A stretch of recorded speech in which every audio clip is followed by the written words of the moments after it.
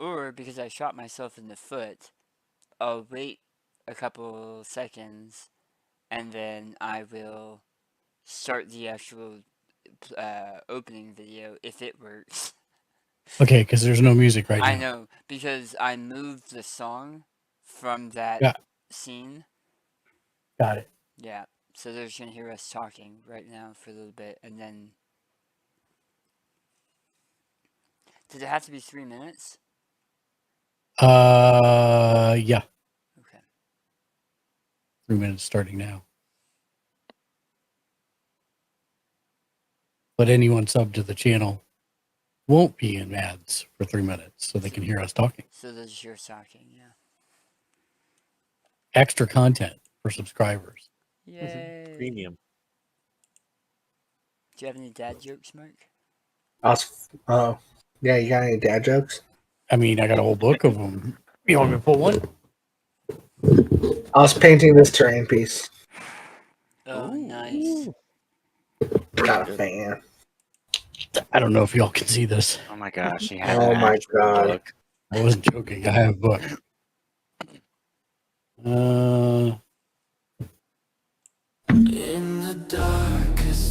There are 3 signs of old age.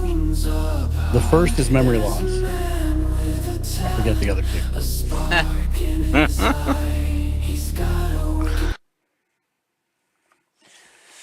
Nice. That is a point redemption on the channel, by the way. Really? Yeah, it's in the mechanics. It's in the mechanics point redemptions, but yes. Wonderful. That's awesome. I'm gonna start spending my points on that now. The whole book by the end of the year. That's why the book is there. It should be a point redemption while you're playing a video game like Fortnite.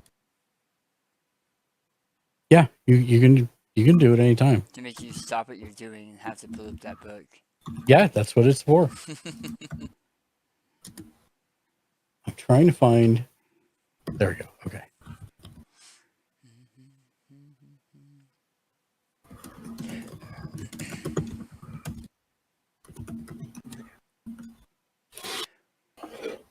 Welcome back, James. We are on air, but not starting yet because my opening music was in the wrong place.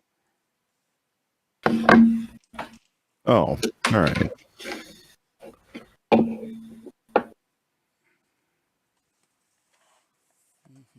Thank you guys for getting me the data that I needed earlier. I have one of these. Ooh. To help Nice. track story and plot as I'm writing it.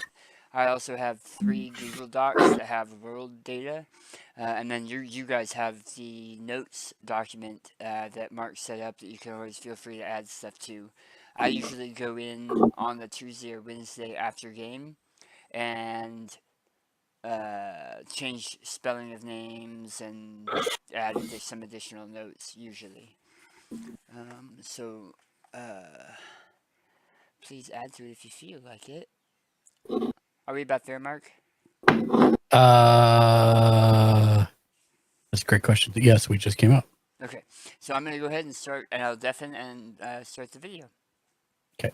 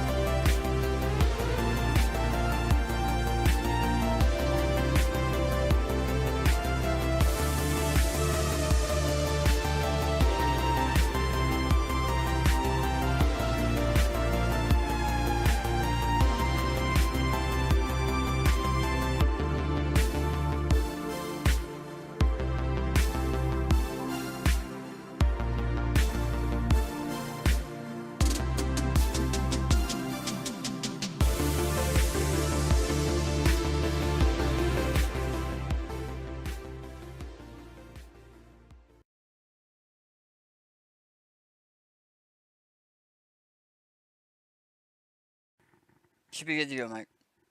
Very good. Welcome in. Greetings and salutations, George, ladies and gender fluid friends of any persuasion. Welcome to Gamersledge. I'm one of your hosts, Mark, but also tonight I'll be one of the players in the game that we'll be getting to in a moment. Before we get to episode 4 of Laughing Corpses, our D&D 5e live action roleplay game, just a couple housekeeping items. First, I want to call out and thank our dedicated mod for the evening, Jimmy Julius. Jimmy, please do give yourself a shout out. Jimmy's not only a streamer, but our resident artist for animated emotes, kick-ass 3D printing, overlays, and more. Link in our about section on our Twitch page, so please check him out below on Twitch. We are on the road to 2K followers. We're currently at 1,968 followers, and we're trying to hit 2K by October 31st. If you know someone that might like the channel, please do send them in our direction. Speaking of things coming up, on Thursday of this week from 1 p.m. Pacific, 3 Central, 4 Eastern, until 1 a.m. Pacific, we will be doing a 12-hour subathon. Oh, Jimmy started talking in the shout out. It threw me off. I thought he popped into the Discord and was talking to me for a second. So yes, we'll be doing our yearly subathon. We've not done one this year. We are being sponsored by Mechanics. They have generously offered to match the first $250 of donations made through Mechanics, which means that the final goal of the subathon, that I get a tattoo and then Dan has to get the same tattoo at the same time, is very, very achievable, which it shouldn't have been, but it is.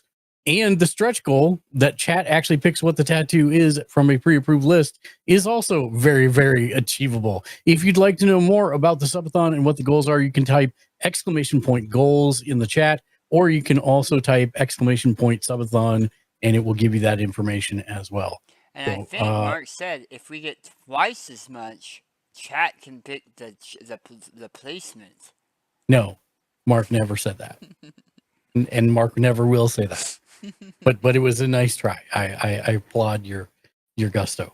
For those of you on Twitch, make sure you check in the channel points or the Twitch chat. It'll get you a boss point, which you can trade in for a keychain or a free t-shirt. And I think that with that, I'm going to hand it over to our DM, Dan. Hey, folks. So I am, let's see if it works this time. It did. I'm GM Dan with Rifle Forge. We have been exploring the world of the Radiant Citadel, which is a collection of a bunch of different cultures that have been tied together in this like ethereal realm that's been based around a giant crystal that has a city wrapped around it. Our players are a group of kind of eccentric beings from all over that have been pulled together to now face what their life is, and they, as of last week, have been competing in something called the market games of the night market, the Dancing Night Market, which is on one of these worlds that is attached to the giant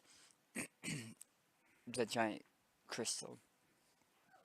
They completed a hot pepper challenge and then moved on to the next of the market games, which is a cooking competition for the award-winning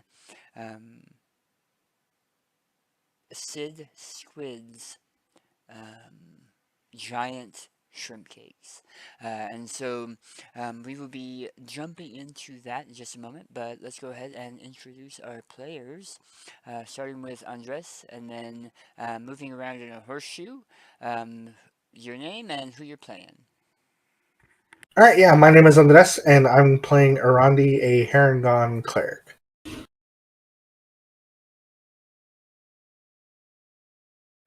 That would be you, Gnomes. Sorry, I thought I was going the other way. I'm Naomi. I'm playing Prudence, who is a tiefling bard. Hello, I am Tyler. I'm playing a bugbear monk named Karuk. Hey everybody, I'm Jim. I'm playing Sibo Bottle Pop, the Goblin Alchemist. Hi, I'm Mark. I'm playing Nurit, who is a human chef. And hey everyone, I'm Justin. I'm playing a character named Silas. He's a Warforged Ranger.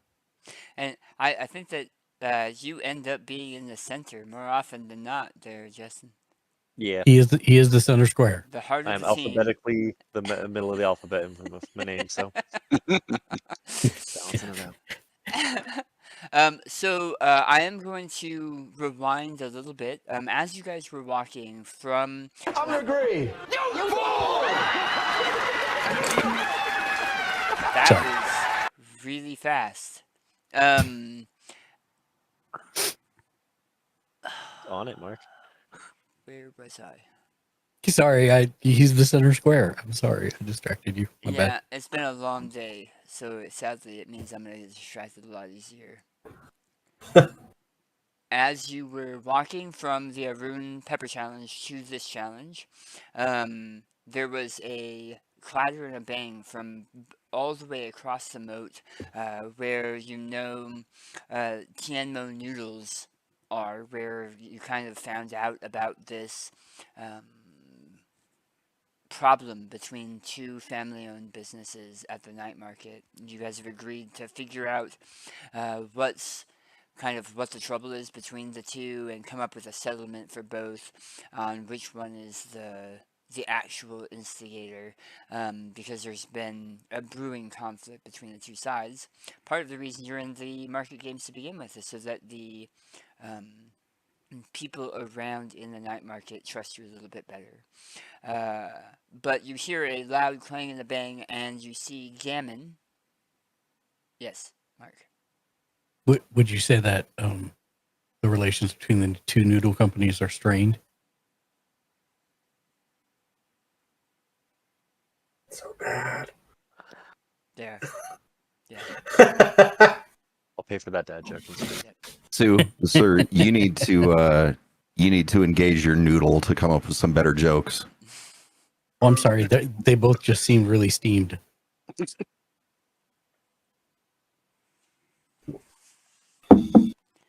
If I mute you on Discord, will you be muted in the game? No. Yes. Yeah. You hear a loud bang and clang. You can see Gammon, the young kobold who had kind of started what you had originally seen, was pulling on one end of a large walk that was pushed underneath some of the tables at the Tianmo Noodles shop. And you can hear some shouting back and forth as he's saying that they took the walk. And he's pulling it now back across the grass, and the Yenmo, who is the proprietor of Tianmo Noodles, is shouting that she doesn't know how it got there, that he's just trying to stir up trouble, but you can see that he's angrily throwing some hand signs that are not for polite company and yelling over his shoulder as he's dragging this walk back across the grounds. And you didn't hear specifics necessarily as much because there is a lot of loud noises between you and there as you guys were making your way over to the next of the market games. It would seem the opposing sides have some kind of engineering dispute.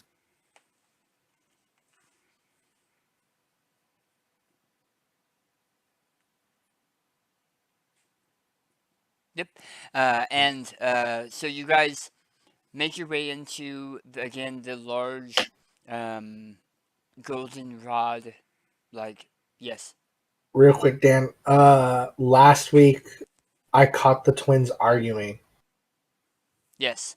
And I got not natural 20 for eavesdropping on that conversation. Yes.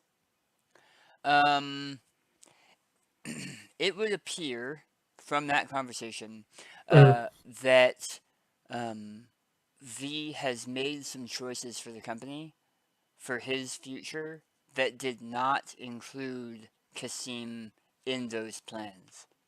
And V is trying to convince Kasim that he'll be fine and that nothing needs to change. but it's a choice he has to make, and he can't really help what has to happen at this point. Okay. But they didn't have any specifics. It was kind of heated, but it calmed down pretty quickly. You did see that after that, Kasim walked away. He had his fists clenched. He was still pretty frustrated. All right.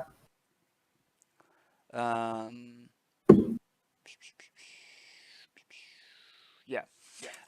Okay. Does anybody have any other questions before we move to fast forward back to where you guys are in the prawn challenge? Okay. So moving to the map, that one. As you guys remember, we're on the map on the left. There's a huge tank. Currently, Karuk is standing on the small stage up near the top of the tank on the north side. Prudence is standing at the top of a very similar, if not identical, stage to the southern point. If you can see where my mouse is. New and Irandi have set up at tables respective to their sides and have large piles of these beans, sprouted beans, that you have to prepare. The idea is you will prepare the beans. Both Karuk and Prudence will take care of one of the massive shrimp that are in the tank. And then once both of those things have been completed, you will move the prepared items to the woks and will cook using mostly his recipe. There are a handful of sous chefs that are there to help with various small accoutrements or mise en place. And all of that, at least up to the preparation and putting it into the wok, needs to be completed within 6 rounds. So it's a speed challenge, and the part of the reason why they're making these huge shrimp cakes is because, for one, Sid is known for these huge shrimp cakes, but also they're award-winning shrimp cakes, and you can tell by the many, many foodies in the stands that everyone is going to walk away with some food. Some of these delicious, well-known, award-winning shrimp cakes. He was counting down as we stopped, and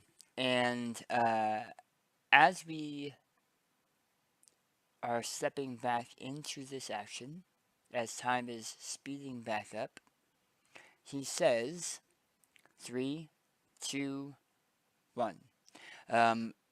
Near the bottom of the murky tank, Karuk and Prudence, you can see more easily into the water of the top of the tank than you could the glass on the sides. The glass on the sides, while it has been cleaned, maybe not as recently, and you can see through the relatively clear water.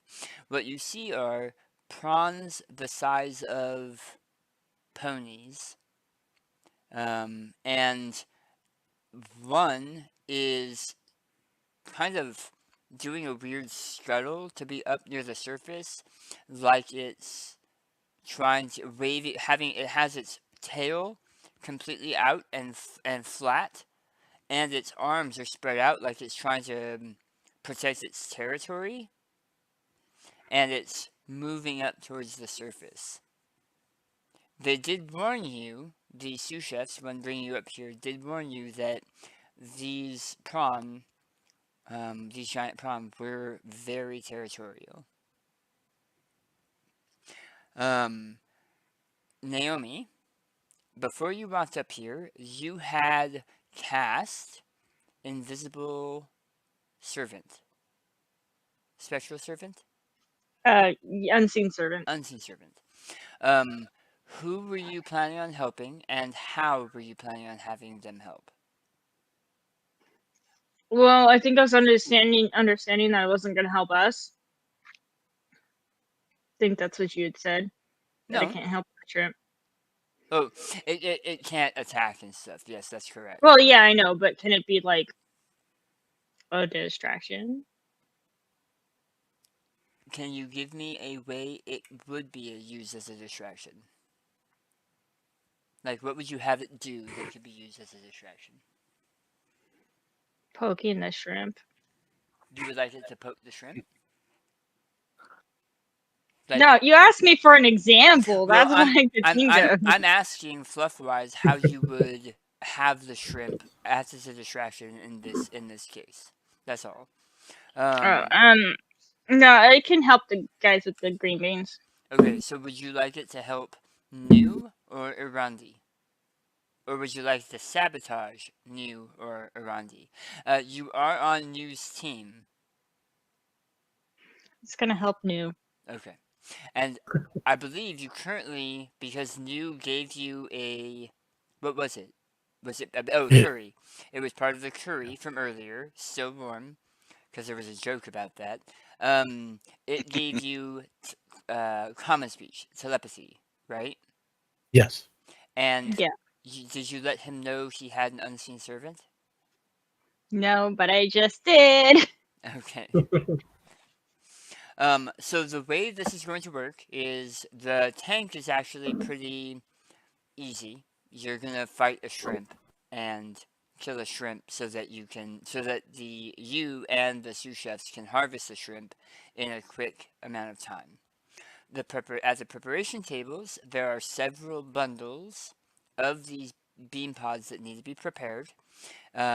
Both of these cases are an attack and damage situation. So you'll be taking on a handful of these bundles and preparing them to be used in the food as well. That being the case, we're going to start with Mark because I had you guys roll initiative already. And so the first round, we are going to be starting with Mark. Okay, good. I have a D20 here. Perfect. Okay. Yep, I do. So I am chopping the giant cucumbers, wasn't it? It was like bean pods. Bean pods, right. All right, so I rolled a 13 plus 6, 19. Yeah, that definitely hits. And then a D4. Uh-oh. Well, my D4 is missing. I'll do a D8 divided by... Oh, wait, no. Yeah, D8 divided by 2. Does that work? Yeah. Okay. Unless it's 5. Divided by 2. I guess. 2. 1, 2, 3, 4, 5, 6, 7, 8. So 5, 6 would be a 3.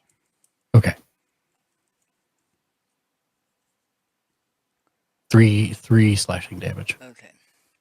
As you begin to slice into these beans, you can see that they actually have normal green beans, right? Normal beans, when you are you're opening the pods, they're usually fairly dry. They might be a little bit moist in some of them, but usually they're pretty dry.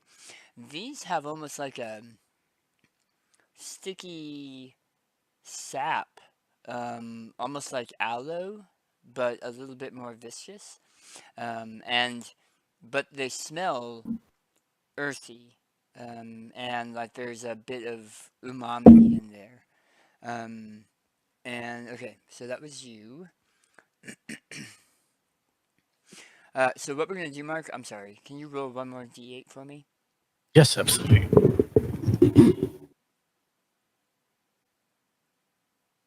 One. Okay.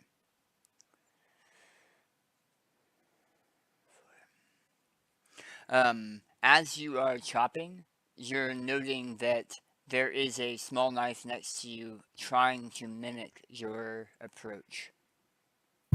Got it. Karuk, you're up. I was standing at the top, right? I wanted to see if I could, just pick it up. You said they were really large, though, right? They're like the size of a pony. Yeah. I mean, I'm pretty large. You think I could pick it up, You or at can, least attempt to? you can certainly try. All right. Pick up and punch is my first Okay. thought. So, make me a make me an unarmed attack Okay. to make sure you can grab him. Yeah, it's only a 12. But it's a 12 plus your. Is that with your bonus? It's total. No, it's 12 total. Okay. It's 8 plus the attack bonus plus 4. So you And I'm really trying not to see if the bugbear takes a header into the tank while I'm chopping. you're visibly not looking back. Yes, I'm like twitching slightly. As you reach into the water and kind of slap at the water, and it starts to slowly approach you, you reach and grab for one of its claws, and the crowd, like, there's a hushed silence. Yeah, a gasp as they are enthralled by what they're seeing. But because of you weren't expecting this prawn to be maybe as wet and slimy, and its claw slips right out of your hand back into the water, but it's definitely focusing on you. Okay. I know it doesn't really appear like it, but the barrier outside the wall of the tank is about 3 feet wide. So especially you, Naomi, Prudence can make her way around the outside if she wanted to move up there. It's not like a thin layer of glass. There is like a 3-foot plank around the Yeah. outside. That's That being said, you, Karuk, might have a harder. If you weren't a monk, you might have a harder time of it. Okay. You probably wouldn't have a hard time of it because you practiced on stuff like this your entire. You're a bugbear and you're sneaky, but Right. Yeah. Okay. Okay. So it slips out of your grasp.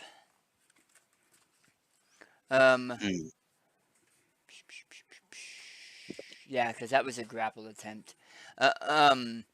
Go ahead and give me a damage. Oh no, because you missed. Yeah, sorry. Yeah, I missed. No, it's all good.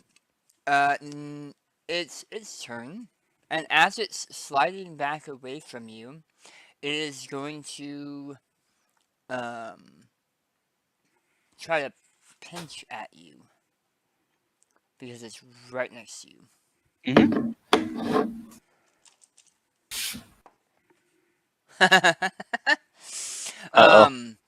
It snips at it goes to snip at you, but it's so off balance, and it beats its tail, which stirs up the bottom of the tank, and it's like you can see the other shrimp moving and they're agitated, and based on the body language of a giant shrimp that you've never seen before, it looks like it upset the other shrimp. Okay. Like maybe the territorial nature of these shrimp is Kicking in, they're gonna fight each other. Not in its favor, yeah. Prudence. Have I gotten a chance to go yet? No, I have you going last. Okay. Yeah. Okay, quick question. Was that an attempted attack from the shrimp last a success or not? No. Okay, damn. Okay. It rolled a 1. Okay. With the understanding that they probably have lots of eyes, I will splash to try to get its attention. Okay. And then make the worst possible mockery of whatever that, aggressive stance that it had. Okay. A taunt. While casting love this that. mockery. I approve of this message. Okay, so Okay. tell me how vicious mockery works. Okay, I just had that up. Hold on. Unleash a string of insults. The creature does not need to understand me, Right? Yep. and it's a 1. They must succeed on a wisdom saving throw or take 1d4 psychic damage and have disadvantage on their next attack roll. Okay, well he failed that one. Okay, so here's how I picture what just happened. You splash the water, so you see it slowly turn, and one of its eyes on a stalk actually turns, which should not be capable. Normal shrimp, that's not how normal shrimp works. So apparently, this larger shrimp has a slightly different physiology. But it sees you, and it sees you do the crab.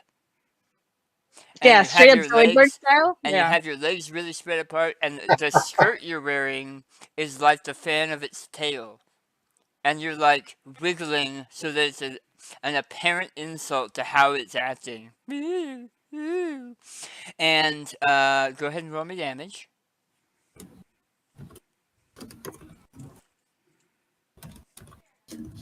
4.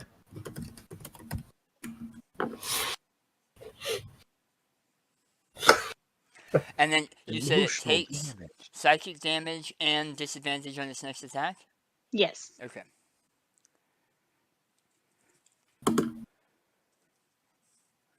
Okay. Disadvantage on its next attack. Awesome.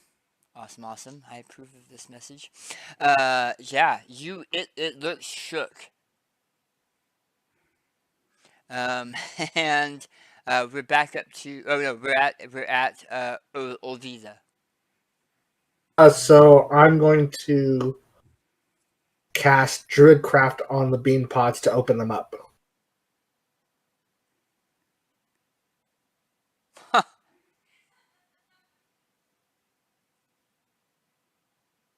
Huh. Okay. Mark, because you have always been an observant person. As a matter of fact, I think you took things specifically for that. And you are one with the kitchen. You are keeping an eye on everything that's kind of happening as you're pulling a Terminator, right? You're cutting Right. in front of you, but you're not actually looking at what you're doing because you've done it so many times. You've got your eyes around the kitchen. You're watching what the sous chefs are doing.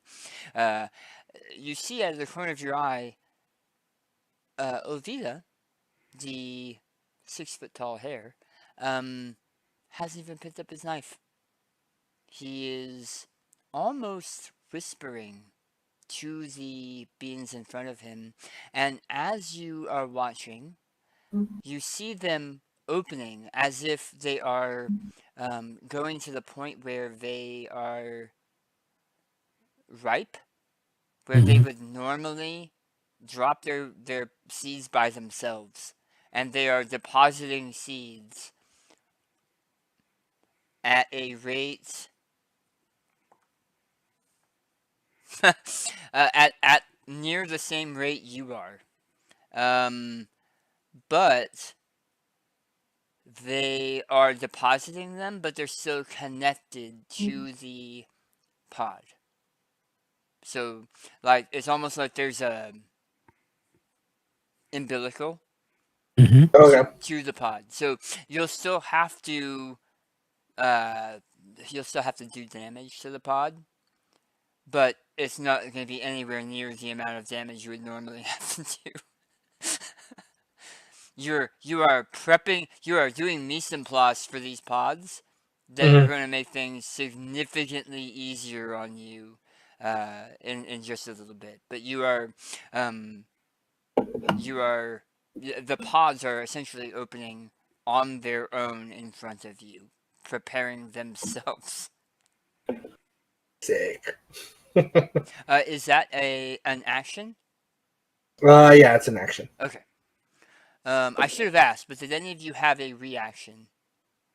The way I usually work is, especially at low levels, because things you can do with your reaction are so limited, that Unless you specifically state you're doing something with your reaction. I think one of the only reactions you guys have right now is Hellish Rebuke. If one of you has Hellish Rebuke.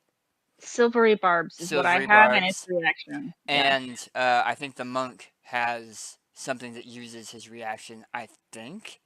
So do I, but it hasn't been triggered. Yeah.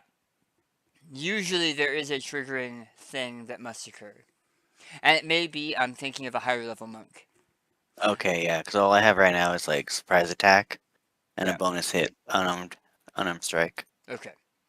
Alright, so awesome. We're gonna come back up to new. Okay. Well, I think at this point, all I can do is keep going. Okay.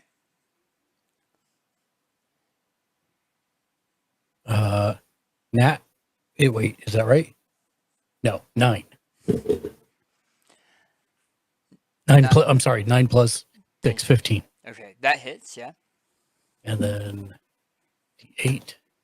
1, 2 is 1, 3, 4 is 2, 2. Okay, and then again for me. Additional one. 6. So that would be That's 3. 1, 2. Okay, so that would be 5 total. Yes. Okay. You have finished your first bundle of the several bundles in front of you. Does the assistant help with that at all? Yeah, so Yes. I have Mark. I have Okay. Mark rolling twice because he's doing it and the assistant's doing it. Okay, cool. Just for mechanics wise, Andres, Mhm. the hit points required for a bundle for you is halved. Sick. So there is a mechanical benefit to being creative.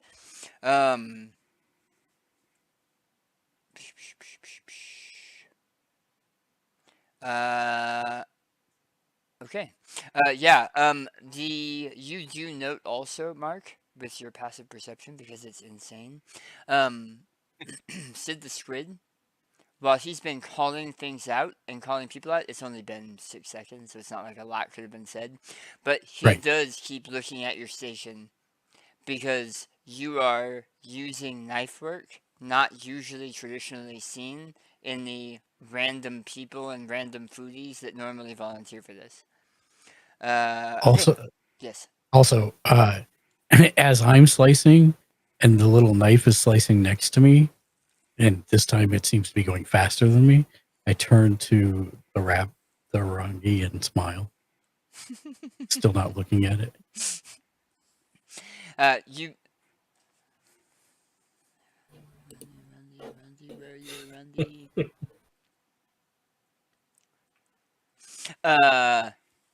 Yeah. You. It's up to you, Randy, on whether or not you're noticing. So I have a question. Yeah. Because we're dealing damage to these pods, right? Yes. So I could cast Healing Word on his pod, right? Totally could. You, sir, are a monster. I love that. Just want to check. That's not the one that you have to touch it, right? Yeah, it's Yeah. it's a No. call out. Yeah. You absolutely could. And it's a bonus action, so okay, cool. Thank you. Absolutely I'm a sorry. monster. I said reaction earlier. I meant bonus action. I meant okay. bonus action. Oh, And okay. when I was in my head, I was thinking bonus action, which is why when I said the monk, your Yeah, bonus could I have action, bonus points yeah. in reaction? Yeah, Oh, that would have been nice. your bonus action. Well, your bonus action can be taken for an additional martial arts punch, and later on, it's used for you use your bonus action for your key punches, your flurry of blows. Yeah. Because I still have a bonus unarmed. Yeah. Um, So in the future, and I totally forgotten. I'm sorry. Well, that grabbing was a full round action. right. But you can use your bonus action for an extra punch. Yes, Mark. Since I have all my tools right there at my station, Uh-huh. would my thieves' tools help me in any way steal one of his bundles? So, I'm just asking for clarification purposes. For science. so Right. your tables Research. are about 20 feet apart, Oh, okay. No, And- never mind then. and you're I being, thought they were next to each and other. you're being watched. However, you have an unseen servant Sure. that might Sure. be able to perform that action. Got it. Uh, Got it. Hypothetically speaking. Hypothetically speaking. Thank you. All right. We're going to Tyler. I think now that I have a better understanding of what it feels like to try and grab one of these large shrimp, is one coming towards me more? Because you So- said that it was. So the one that slipped out of your grip is still in melee range.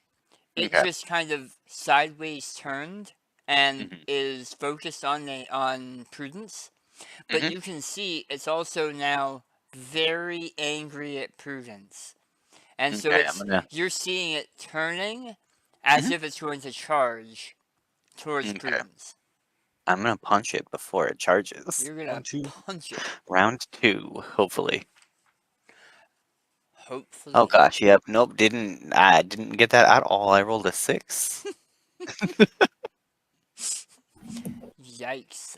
Yeah. Do you want If it's- to do your bonus unarmed? Yeah, I would like to try Okay. bonus unarmed. Yep, 17, 18, 19, 20, 21. That hits. Let's see. That would be 1d4 plus 2, Hit him with that left hook. right? That was 6. Woo! Okay.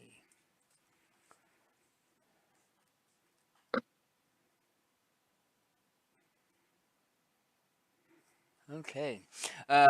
You miss, like, your first punch glances off of its kind of hard but squishy carapace. But you land a second punch really, really well on its tail, like as it's coming through, and you can see you actually cracked part of its tail. So it might even have a hard time moving around as quickly. But you definitely For got me. its attention. Alright, cool. It begins to turn again, and Now, is this the same one that was under the effects of vicious mockery? yes. Yep.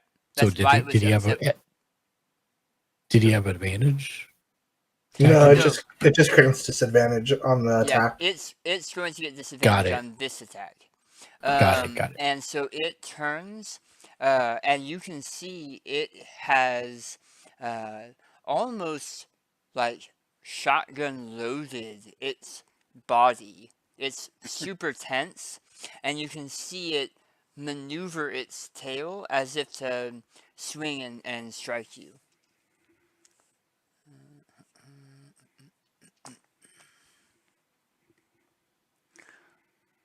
Wow. I'm sorry, you've been rolling poorly. Uh-oh. 18, a 22 to hit, Jeez, yep. but it's better than Just the critical that it would have had. So disadvantage saves you from a critical. Well, that's good. And Can I do the reaction? oh yeah, did you have a reaction? I have silvery barbs. Okay. So I see the shrimp about to attack him, and I'm like, nope, nope, and I'll make a lot of noise. And I'm not exactly sure how this casts, Okay. but I'm just magically distracting, like, ooh, jazz hands. So Somehow shrimp really like jazz hands. in the past, I've seen silvery barbs used as. Do you remember Scott Pilgrim when words. No, not stop Pokemon. But there's something where words became blades. Was it Heroes? Oh yeah, I know which one you're talking about. It's animated, and I forgot what it was. Yeah, but I've seen that. Oh no, yeah, I know what you're talking I've about. seen silvery barbs show up as like silver rose vines that are like a whip that is thrown out and wraps around something. And I've seen silvery barbs as just a bard who insulted people a lot. So there's a lot of ways that you can attach that and have that fluff be based on your character. So I would be making like essentially casting sparklies to get its attention and distract it. Like casting so almost has like the static in front of your eyes. Okay. So something like that. So you're doing a jubilee. Yeah, there we go. And so that will mean that Shrimpy has to re-roll his d20 and take the lower roll. And I will cast advantage on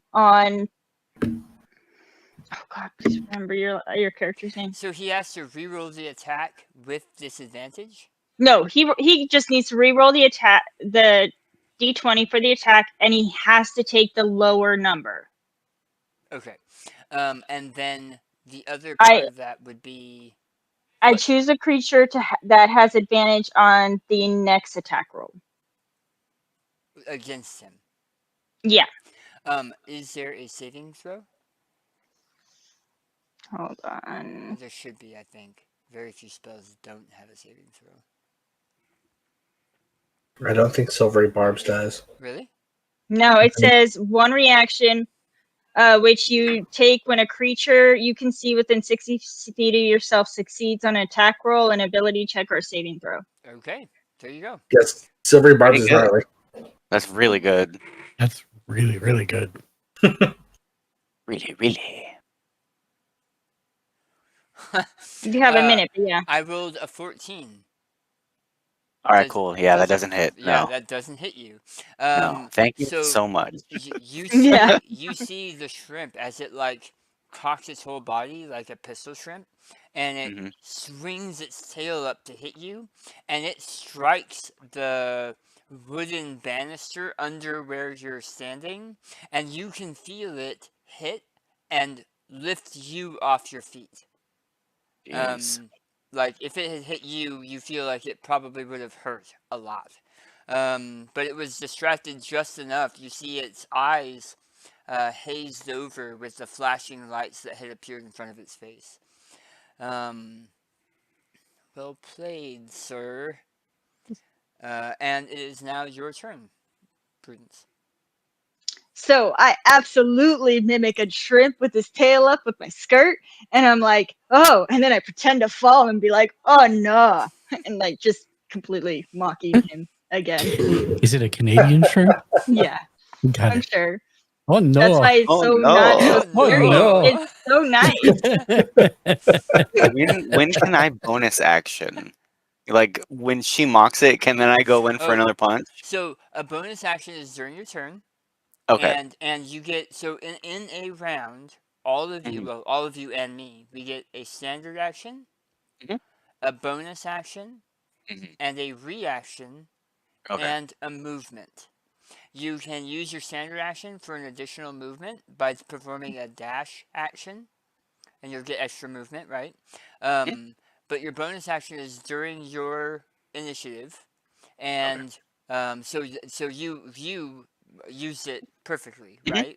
You did your standard action and you missed, and then used a bonus action to clobber him. So that was in perfect time. The reaction usually happens because something happened. Like Naomi's Silvery Barb said, this spell, you can cast this spell if an enemy succeeds. And so there are things like that. I think I remember seeing, it's been a long time, but I think I remember seeing even the chef has a reaction later on where he can fling the food and like cause something to erupt or something. But yeah, anyway, so that is how those actions work. Yes. It is speaking during your turn a free action.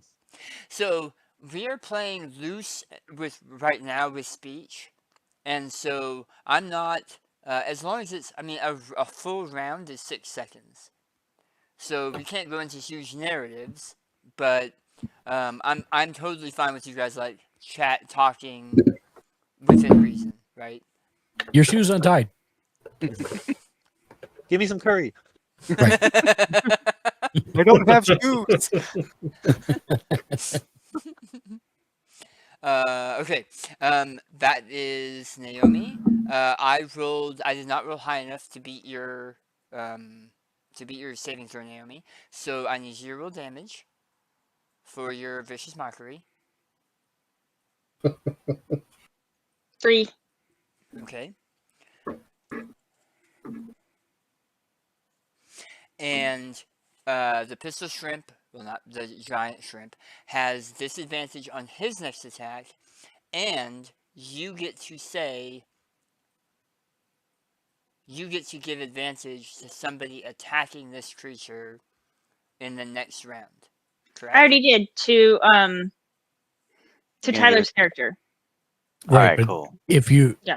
already gave it to Tyler with the shining barbs, then Oh. shouldn't you give it to yourself No, from this? Misunderstanding. Oh. You already told me Tyler was going to get it for his next Yeah. attack. Okay. Yeah, I see. that's already I done. thought that The was vicious tied to the mockery. other. Yeah, no. Yeah. Okay. I got it. I figured that was the case because you're not really attacking. You are, but you're I'm not. just Yeah. yeah, exactly. You're pretending to be a silly shrimp. I need to find the PHP. Oh, I have it. I have one here. I don't know where yours is. It's not. I just need to figure out how many level 1 spells I can use. That's kind of important. Yeah. Yeah. A little bit. All right. That was Prudence. It's now you, Ovida. Right. Let's see. Then I'm gonna chop. Okay. So give me an attack roll. They have provided kitchen knives, which are essentially daggers. Like they have the same Okay. stats as a dagger.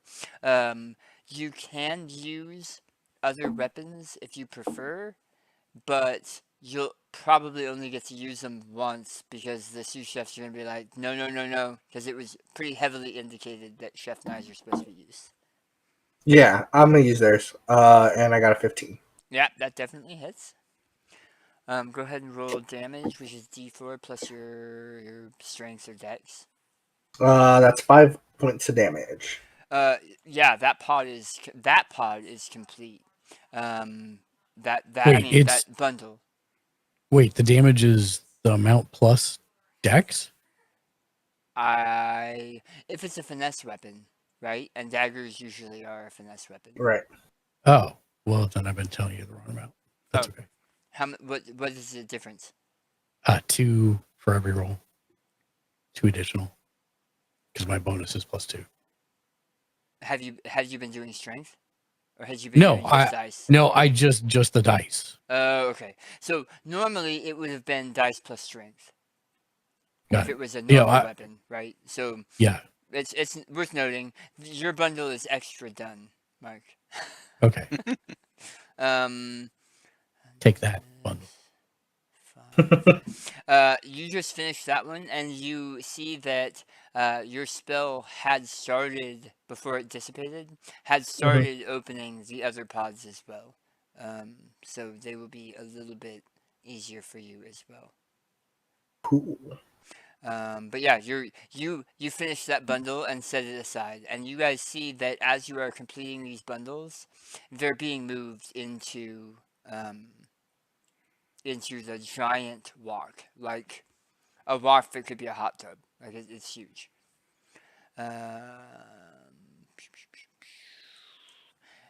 And we'll go round 3 back to new. I will continue to cut. 7 plus 6, 13. Yep. And then for me, it's 2 plus 2, 4. Okay. And then for the servant. It's just dice. It's Yeah. it's the 2. Okay.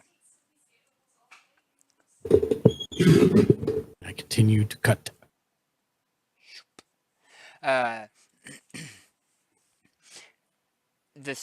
are a couple of sous chefs now that are also watching your table because of your flourishes. Also because you kind of stand out without the aprons. Karuk. I was gonna just continue punching. Okay. Now that it hit the side of the tank. So this first punch, you have advantage All right. because you can see it still has that fuzzy covering on its eyes. 16 plus 4, so 20. Oh yeah, that definitely hits. Yeah. Cool. And that is 1d4 plus 2. So 5. All right. And then I can bonus as well, right? You can bonus. This attack won't have advantage. That's But okay. you can bonus. Yep. All right.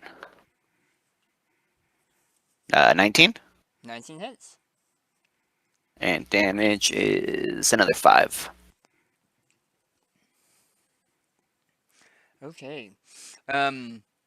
As you are hitting it, and you can see it is not moving well. It is very near going into death throes. You can see it twitching. Part of its arms on its right side aren't moving, and so it's doing this half sinking, half floating thing as it's turning vicious hate towards you. That's very fair. And you can see it slide back in the tank as it's pushing, like a shrimp usually travels, right? Sliding back in the tank. And it's focused on you and shoots forward at you.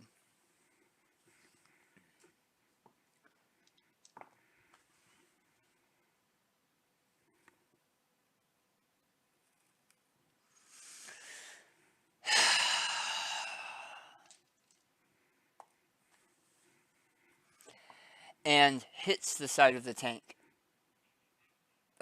Going probably 10, 15 miles an hour. You can Got to see get that crunch. shrimp bits splatter the side of the tank, and you can see people cry out in alarm as that's never happened before, but the body of the shrimp is floating at the surface right below your platform. Served itself up for you. Is it in bits? No, it's still there. It's just the front of it has taken damage. Like, Okay. Okay. Yeah, mise en place still not done. Yeah. You have to collect it with a net. Or suplex it. Take I was gonna ask, is there a net? Yeah, no, it's still mostly in one piece. And as that happened, the sous chefs were running up. They have these giant like waders on that go up to their chest level, and they have these hooks, and they're helping pull it up out of the water. Okay. Do we each have to beat one of them? No. Is that the idea? No. You just have to beat one. Okay. Yeah, both of you had you're on separate teams, but both of you had to work together to defeat this one. All right. Cool. And that was it, and it's now Naomi. Well, now that it's done, I can't make faces at it through the side of the tank because it's smashed Knock its corpse. into there. Knock the rest of them. But I will assist in helping get the shrimp to the table. Okay, so you move over and you're kind of helping them hook and pull the shrimp out of the table. It is pony sized and it is pony weight.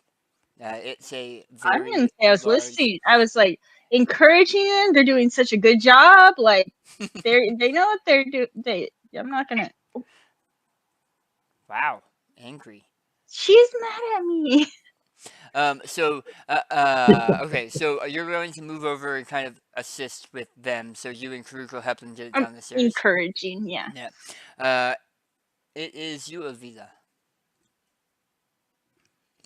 So the walks, they're on. There's like a fire. Like how would you say? Like the fire underneath them is more like a campfire. It is. So you don't have like good pizza ovens have like that big fire underneath them that stokes from one side, but Yeah. it's a giant hot fire. Mhm. That's underneath these, and you know that because from your angle at your table, you can see the opening to yours, but you cannot see the opening to theirs from where you're standing. But you can see. So I couldn't say use Druidcraft to snuff out their fire. Not without moving, and not without. Yeah, I'm gonna say you'd have to. Yeah, you'd have to be. I have to move to see it. Yeah. You got that map?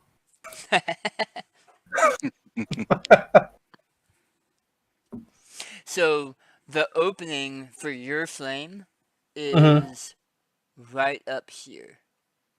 Okay. And so you can see like the flickering flames a little bit as they're loading it up with more what you assume is firewood.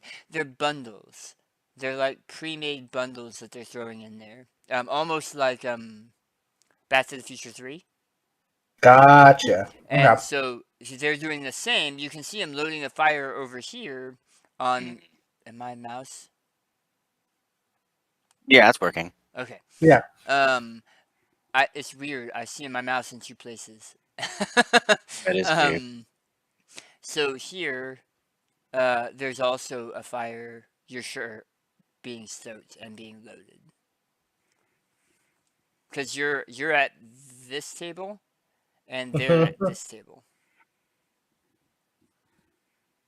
So many shenanigans. So many shenanigans. Now, would those fires be count as a small fire or a larger? Or yeah, fire? that's yeah. Could I? Yeah, would I be able to snuff that out? Because it says I can snuff out a campfire. Oh yeah, no. This would be larger than More that. bonfire. This would be So, more I like mean- a bonfire. Yeah. Gotcha. Cool. These walks are 10 feet across, and so and they're like super hot right now. Okay. Both of you, by the way, you catch the end of what Sid the Squid is saying, where he is saying that your partners have successfully taken down one of the shrimp, and it's going to be cleaned, and then the portions will be split up and brought to the walk for each of you. Cool. All right. I'm gonna just keep chopping away then. Okay. And that's a 21 That definitely hits. and another 5 points. Okay. This one is almost completed because these pods hadn't opened up quite as much, but you're clearing through them pretty easily. It's very reminiscent of some of the meals you used to prep back at camp back home, because there were these like plantains that you guys would cook from your portions of the jungle that cut very similar to these gigantic pods. Cool. And we are now heading up to round 4. And you can see as you look over, the giant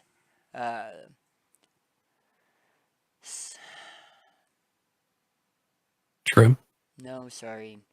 Glass with sand coming down through it. Hourglass. Hourglass, thank you. There was a giant hourglass that they had flipped over when they started. I mentioned it much earlier, 3 weeks ago.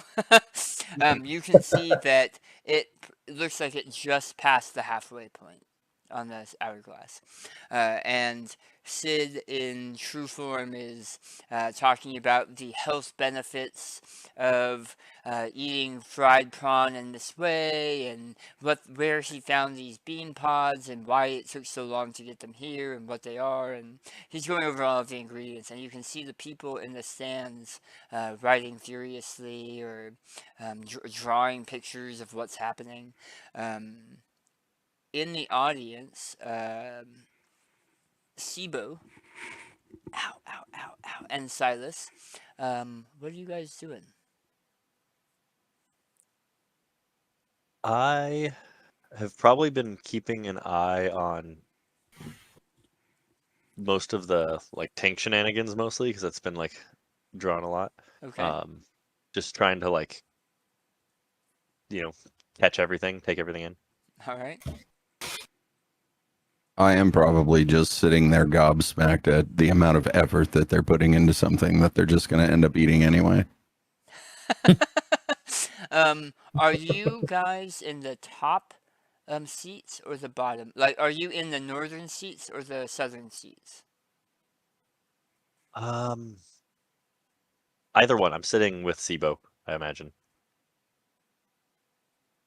So Well, why is it got to be on me? I'll say we're sitting on the north side.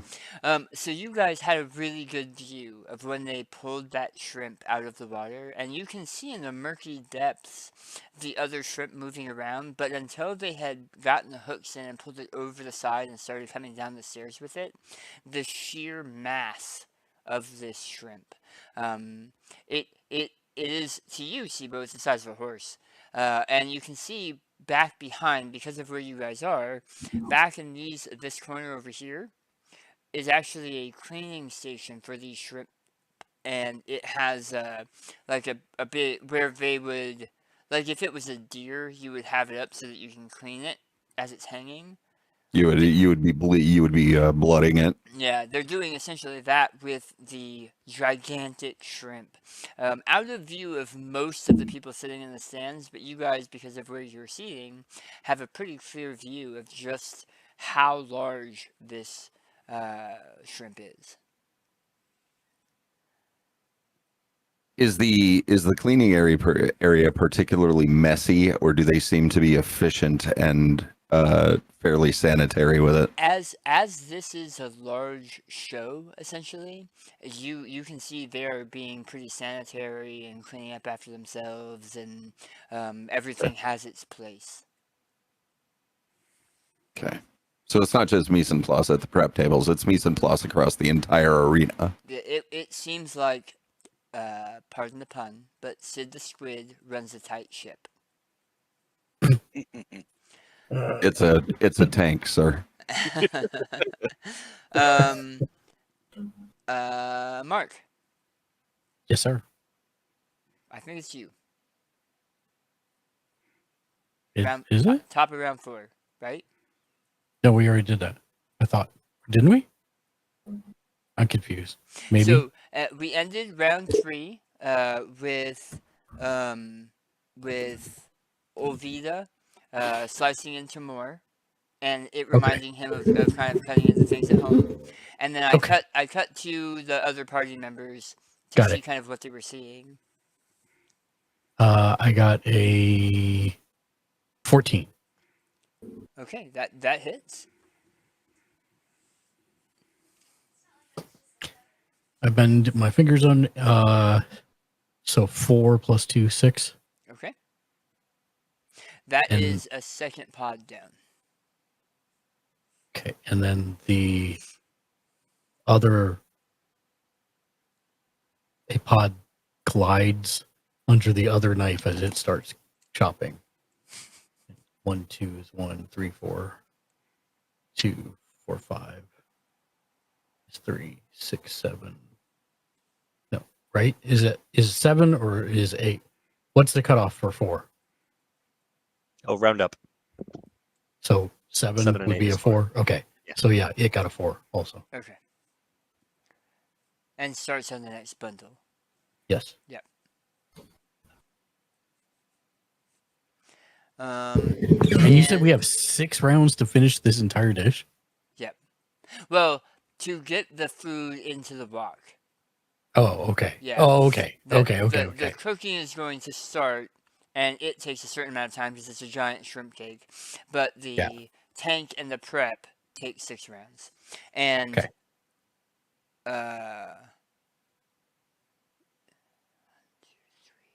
Yeah. Yep. You're on the last of the bundles. You and the unseen servant. Karuk. After seeing them pull out and string up the large prawn, as you would probably expect how they're going to harvest a large prawn, there isn't much for you to do here other than watch them at work, because they seem to be very efficient at what they're doing. Almost like it's a job for them. What would you like to do? I was just gonna go see if Arandi needs any help. That is an option. Yeah. And so, as you make your way quickly to the table, you see that he has, almost like steaming a clam, he has prepared these pods to where they are already open and prepped to be sliced open and finished. And there's also, I believe, unless something happened to them, is there a knife, and would you want help, is the question, Ovida. Oh, hell yeah, I want help. Team Goblin, we're going to win. All right, cool. I'm gonna try and we're trying to slice the rest of them open. Yeah, so you're slicing them open and removing the beans from the pods. All right, so that just be like an It's regular attack roll. It's a regular attack roll with a dagger, essentially.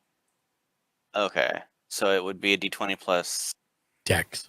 Plus, Dex. well, it would be a D20 plus your proficiency plus Dex, which Plus is Dex or Strength, whichever's better. Yeah, it's how you're using it. Yeah. Okay, gotcha. Oh yeah, so I only rolled a 9. So you rolled a 9. Yeah. Plus 2 for proficiency. Mm-hmm. Plus, if you're using finesse, it would be plus your Dex modifier. If you're going brute strength, it would be your strength modifier. Okay, so 13 total.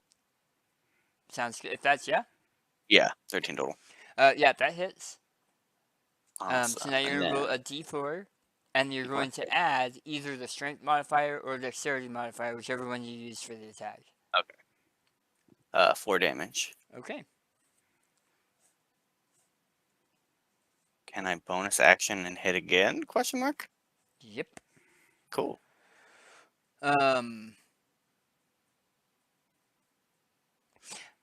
So I don't think you're a bugbear. I think you're a monk bear. I hadn't considered that, but that's probably a conversation we should have. Most people can use. Well, I'll talk about it after. So you slice in and finish the bundle that Arandi was working on. So you guys have both together finished 2 bundles. So you're catching up quickly to where New currently is. Okay. Prudence. Okay, so it is definitely obvious that our portion of this is over, correct? Of the shrimp wrestling. Yes. Okay, so as soon as I realize that, I am sneaking up wherever the announcer is, wherever, because I'm guessing there's some kind of magical microphone. So, oh my goodness. I hadn't considered that. Well, if this is a small enough audience, I can get them, but I need to get the audience Naomi. News name. Naomi. Yeah.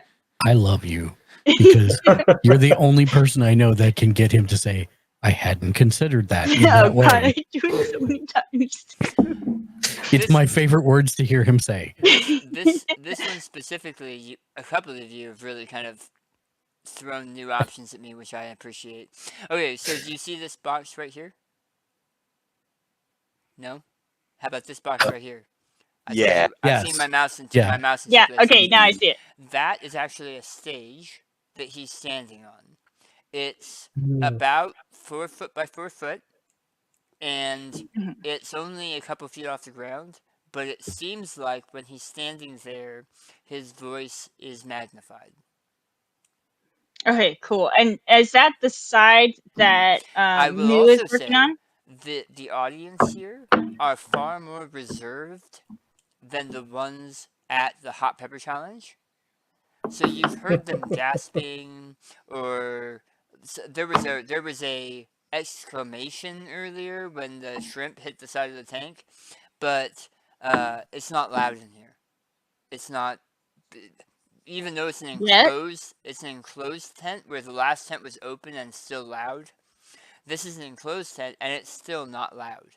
So even you shouting or raising your voice would probably be heard by everybody.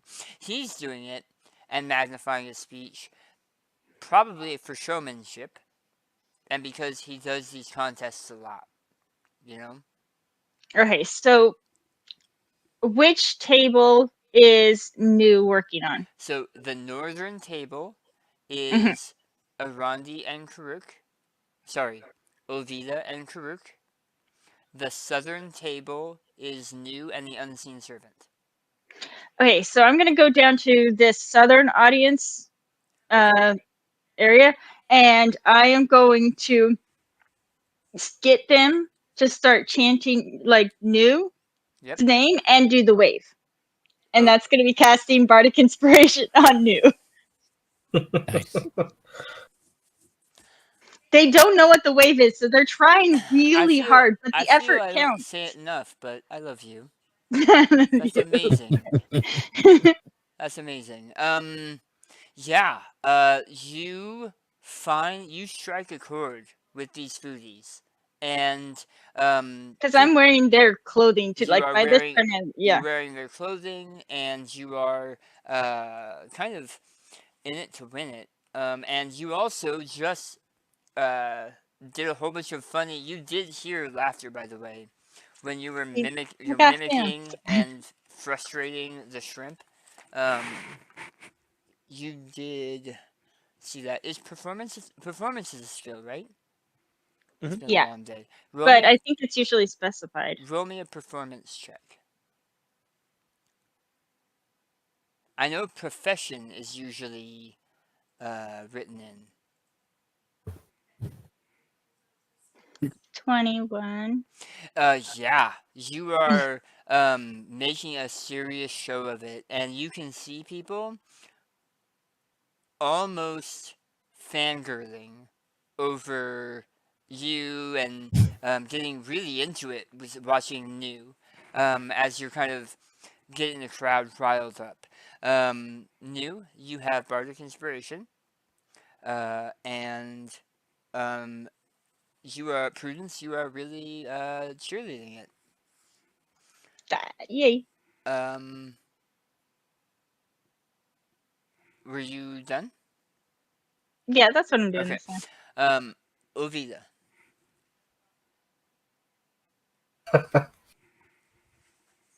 It's about getting the food. Our part is solely about getting the food into the walks, correct? Getting it prepped and into the walk. And the sous chefs have been moving it to the walk as you complete it. But that is in theory how it is supposed to work. I need to get better at switching back and forth. Because it just occurred to me that all of your faces I've been watching have just been me. So I'm having this like internal like, damn, they're gonna. I think they're gonna win. He's got he's had 2 knives ahead of me this entire time. Mm-hmm. The crowd's going nuts for them and everything. And there's just this like little goblin voice in the back of my head that goes, "Spill it." And I let the intrusive thought win, and I look at one of the sous chef nearest to their walk, and I cast command, and the word is spill.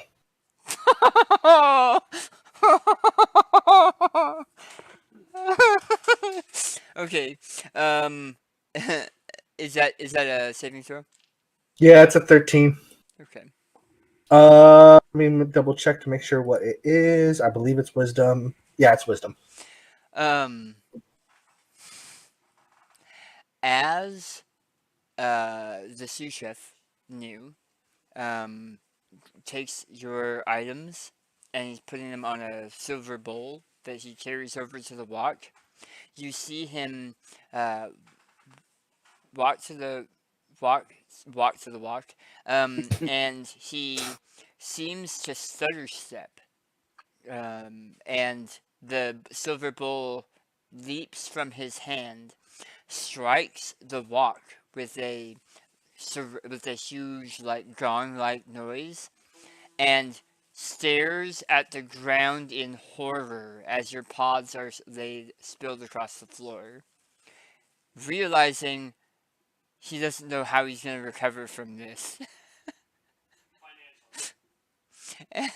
And his color drains from his face, and he looks at Sid the Squid, who is shaking his head. There's that goes up from the audience, the southern audience and the northern audience, as if he just committed a huge faux pas, and immediately exits, runs from the tent, and Sid the Squid, catching himself, says, "Well, I hate to say that something like that is expected to happen, but you know, kitchens, there's always mistakes, and I'm absolutely sure that our new chef knew he'll be able to catch up in no time."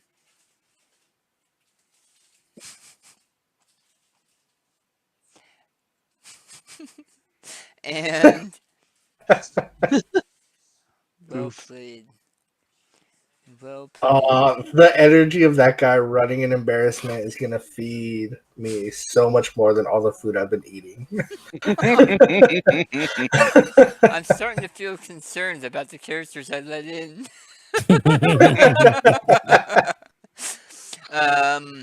New. It's a setback. You've experienced setbacks before, and you might be a little frustrated. Do me a favor, I just want to Ovida. take stock. Oh, go ahead. Ovida, give me a composure check, which in this case, let's say wisdom. Just a wisdom check. I was just going to ask if I could do an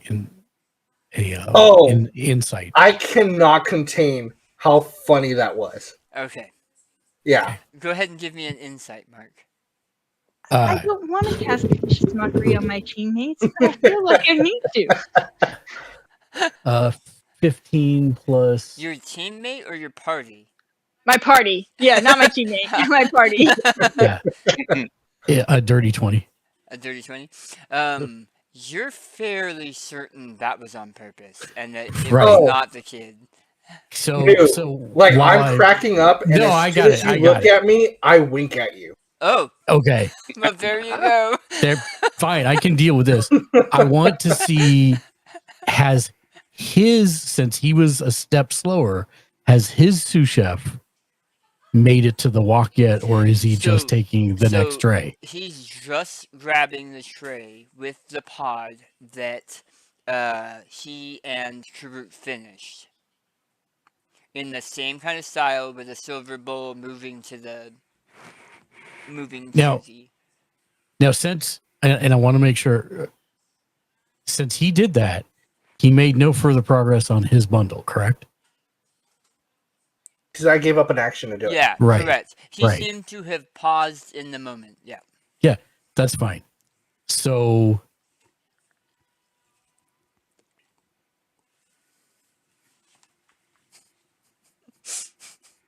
what is on this countertop? Okay. You each had. So I know bean pods. You and each the had knife. 3 bundles of bean pods. The sous chefs are busy bringing out another bundle for you because yours just dropped. There is a handful of dishes for use for mise en place if you needed them, but right now they're in a stack near the center of the table. There's a handful of knives, a large cutting boards, a couple large cutting boards. I'm gonna say a basin of really cold water. It's not ice water, but it's really cold water, so you can wash things. Maybe some towels, and that's on each of your tables. I should also mention, at the top of the round, you saw chefs on both sides. It's multiple people handling large sections of shrimp meat. Like it's 2 or 3 people carrying large sections of shrimp meat to the box on both sides. Okay. So here's what I'm going to do. I have advantage on my attack because of the bardic, or I have the bardic inspiration. Wait, I think it's a D6. D6, It's a D6 right? Yeah, at this D6. time. Yeah. Yep. So I am going to quickly put my sharpening stone into the towel, put it in my ladle, and I'm going to hook shot the ladle at his guy carrying the bean pots. I'm aiming for like his legs. I'm not trying to hurt him or anything. I'm just trying to make him stumble. Boom! Yeah. I'm not trying to kill him or anything like that. Poor guy. But so with the ladle, I have a +3. Oh, I wish I could make this hit. He was walking. He was next to me, right? Yeah. Okay. I would see. Well, him he'd be on the other side of the table from you. So he Right. is. Okay. Yeah, he's so. Sorry. Let me preface it. Your table is 5 feet across. Here, and he's standing here, collecting the ingredients to turn and do it here. Okay. I see you being I'm on the other here side. and around Yeah. here, yeah. Because Mhm. New was here, and the unseen Right. servant is there, and the guy taking it tripped and dumped it all right here. Okay. I was gonna see if I could like block it somehow. Oh, he needs to get hit and drop it. So, hold on, we just got raided. And we got double rated. Hello, everyone. Welcome in. Hey, Give me just 1 second, welcome, everybody. Sorry. welcome. Mark has to do the raid thing. So why don't we take this? Why don't we take a couple minutes? If you have to use the restroom Yeah, or get some that- water. That'd be good. I just got rated again. Okay. Hello. So it's My God. it's 9:08 right now. You want to be back in like 5 minutes, you guys? Yes. Yeah. I do have a quick Taco question. with a raid of 17 people. Welcome in, Raiders. Welcome in. Taco, thank you for the raid of 17 people. Ranger Commander, thank you for the raid of 3 people. Druidic Secret with the raid of 1. Welcome in, everyone. Indeed, it's a Ranger raid.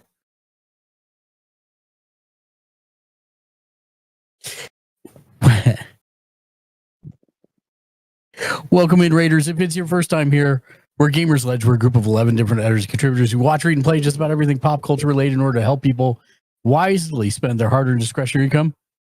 And then we stream our recommendations here on our channel. I wonder, where is...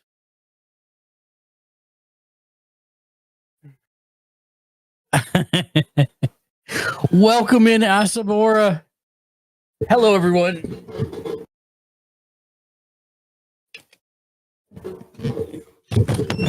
Welcome in, everyone. Hello. First of all, let me say hi to all these rock stars. I'm up in the top center of the screen. It is a huge D&D raid. Let's go, indeed.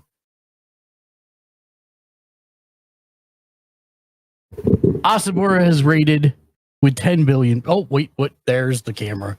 There we go. Asabora rating with 10 billion viewers. Thank you for that.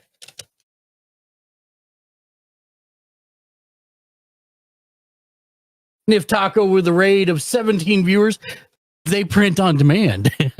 That's how we have our stream set up. Anytime anybody raids, follows, Gingerbread, thank you for the follow. Welcome to the community. There we go. Nellock, thank you for the follow. Welcome to the community, Rockstar. Spyco Live, thank you for the follow.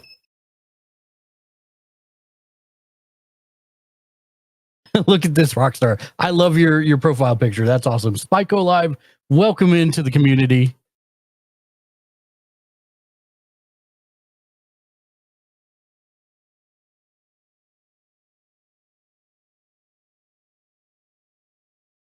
Oh, there we go.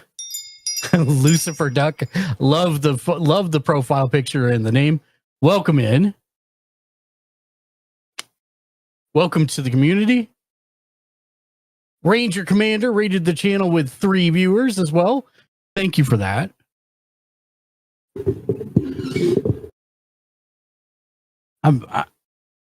Normally these display in my screen for some reason. They're not. So I'm going to see if I can fix that. There we go. Welcome in, everyone. If it's your first time here, we're Gamersledge. We're a group of 11 different editors, contributors who watch and play just about everything pop culture related in order to help people wisely spend their hard-earned discretionary income. And then we stream our recommendations here on our channel, like Dungeons & Dragons, Magic the Gathering, Once Human, and many, many other games as well. We're happy to have you here. How were you guys' streams? I saw everybody was playing the Dungeons & Dragons. We got a quadruple raid that has never happened before in the 10 years of this channel. That is super awesome. So I'm very interested to learn about everybody. Ranger Commander streams a variety of games, chats about life, and even co-hosts a podcast. They're currently deep in the DnD campaign. Nice. Well, I appreciate you choosing us as your raid target. We're actually playing Radiant Citadel right now. We're about to we're at just launching a Spelljammers campaign that we expect to last for quite a while. Our last campaign lasted 2.5 years. This one is just got started not long ago, and we're only on episode 4. We did 8 one-shots before that for each of the character backgrounds, and now we're into episode 4 of the real game. What are you guys playing specifically? Is it homebrew? Is it modules? What are you guys doing? And interested to learn more. Let me give everybody a follow though.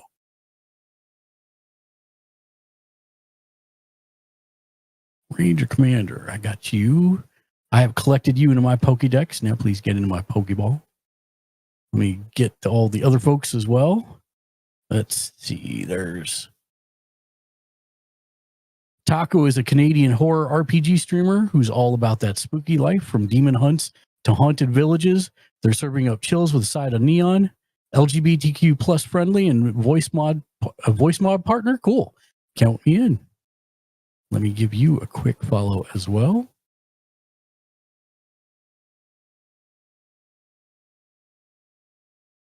Congrats on almost 1.5 followers, 1.5K followers. Let's see. That is you. I was gonna ask how you have a 0.5 follower. Well, I mean, that's 0.5,000. 1.5K is huge. That's and awesome. Spyco Live. Let's see.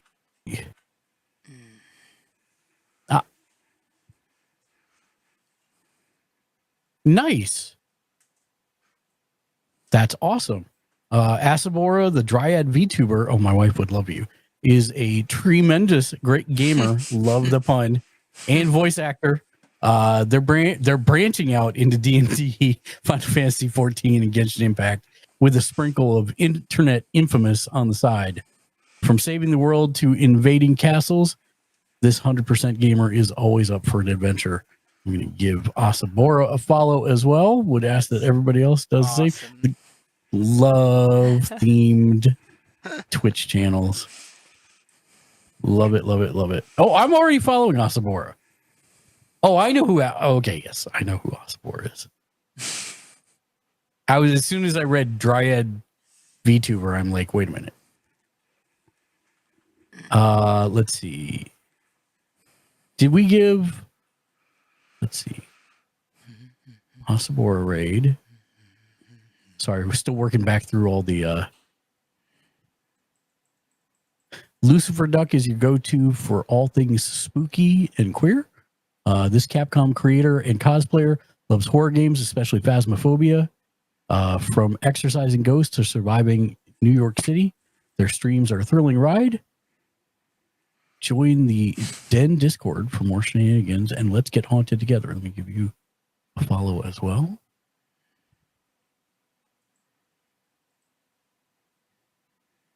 I am 117. Perfect. All right. Oh, not at all. I already got Taco.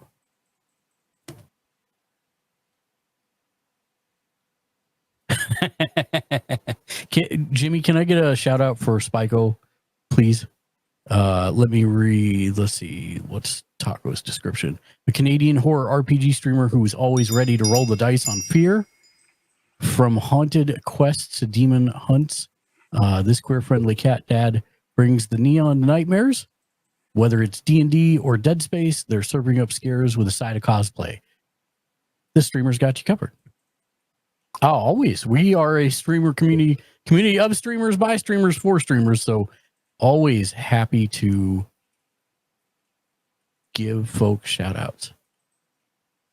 I just want to make sure I didn't miss anybody. Druidic Secret. Did we get a shout out for Druidic Secret? I didn't see it. If we did, because they also rated along with Ranger Commander. I know we got the big shout out, but I want to make sure we get the other shout out here. Let's see. Druidic Secret, and let's get that one. Thank you, Jimmy.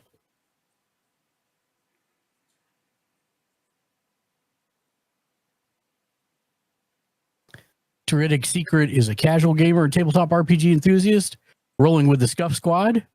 I know about Scuff Squads. From D&D campaign to retro gaming, they're all about variety. Currently deep in Under the Chain God's Shadow, but don't be fooled, it's not all dice and dragons. Expect some quiet time and maybe even a raid dance.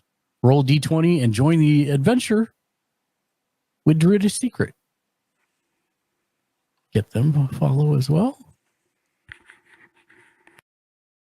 There we go. And then last but not least, did we get one for Commander Ranger? I think it's Commander Ranger. Or is Ranger Commander? Ranger Commander. Okay, thank you.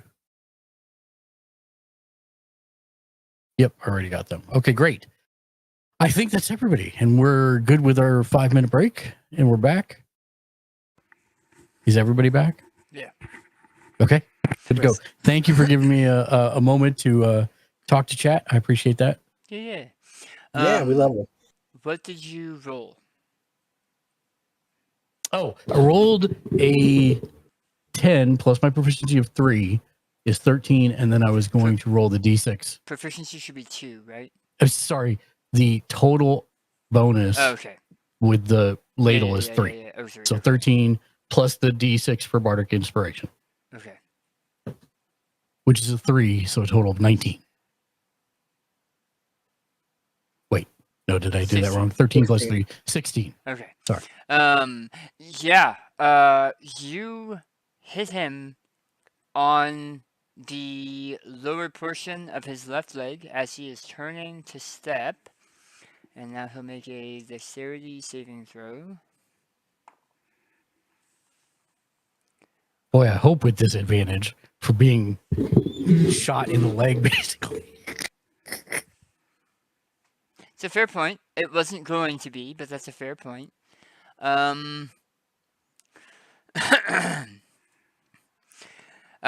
There is a ring of shouts from the crowd and from Sid as a very obvious food fight collection, and he says, hey now, I understand you guys taking shots at each other, but don't take shots at my people. And the sous chef, And who has now dumped food on the ground, is big grin, yeah.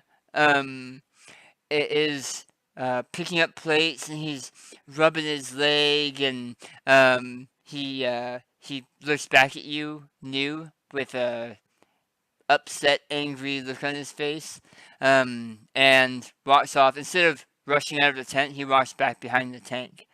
And you can see people are cleaning up the mess just like they were before. And he goes, "It's all in good fun, folks. It's all in good fun." Freaking Mark. Do me a favor. I though. didn't start this. Roll me Yes. a d4. Yes.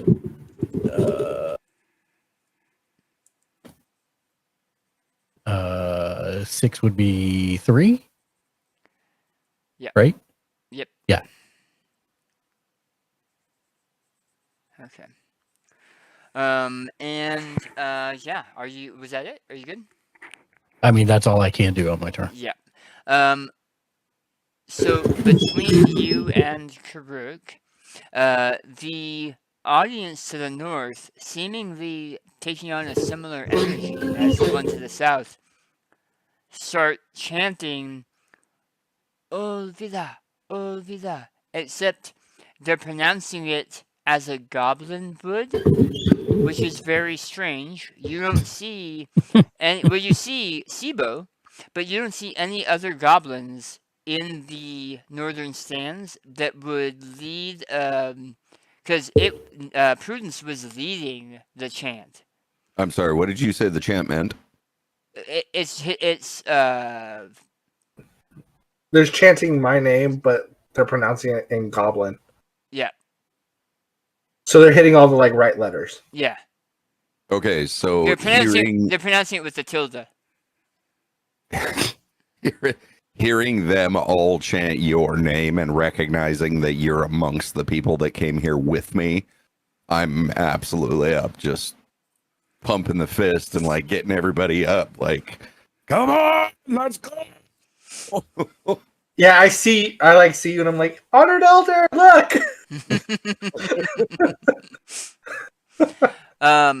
Yeah, you're not sure what started it, but they are chanting your name heavily, and loudly. It's not perchance pronounced Hassan Pfeffer, is it? Hassan Pfeffer.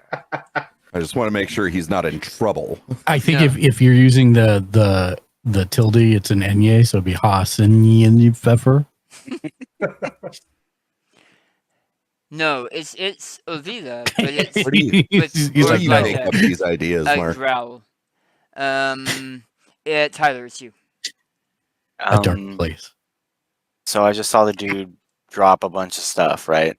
Yeah, he was turning away from your table, got Mhm. hit in the legs with Mm-hmm. a heavy towel, and fell and dropped the bunch you guys just finished, and then apologized to you quietly as he left to go behind the tank. He seemed pretty distraught. But yeah. Do we have more pods to cut So already, or no? you were already working. You had already grabbed the third bundle, and they're bringing you a fourth bundle to replace the bundle that was just dropped. Okay, I'm just gonna keep finishing the one that I'm working on then, hopefully. Okay. 13. That hits. Cool. And then it would be what, D4 plus the dex? Yeah. 3. Okay. And then are you using your bonus slice? Yes. Ah! Yep, 14, 15, 16, yeah, so 18. And then another 3.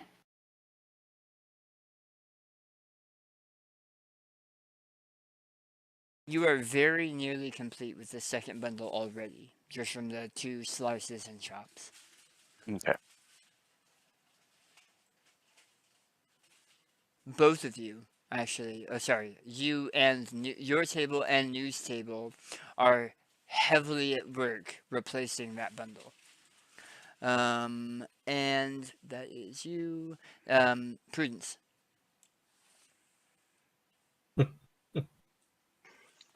Okay, so quick question. Bugbears are hairy too, right? So, the way most bugbears are visualized, and you can correct me if yours is different, if Karuk is different, but they are like an abominable snowman, but with a fleshy face, but that face is also covered in fur. Yeah. Like Okay. shorter fur. Originally I was going to have the audience start talking, yelling foul play, but then my teammate did something just as bad.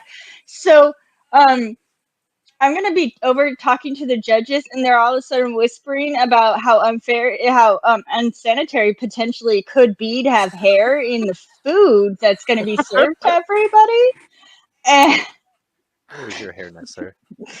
and different like how that needs to change. Maybe they need to stop those need to get gloves on. The hairier individuals need to have gloves or some kind of full body protective gear on them. Like, this is just That's Matt correct. thing.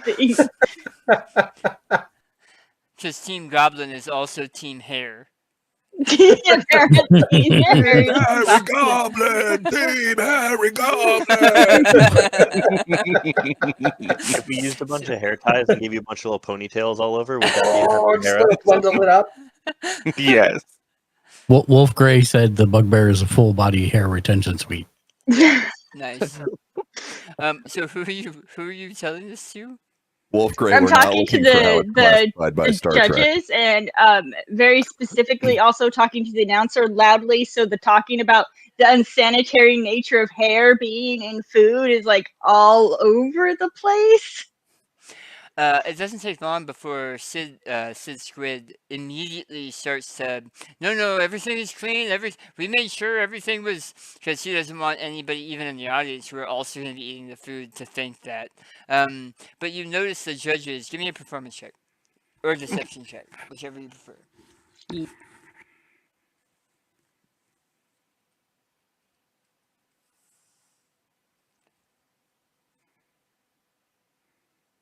That would be deception. Okay.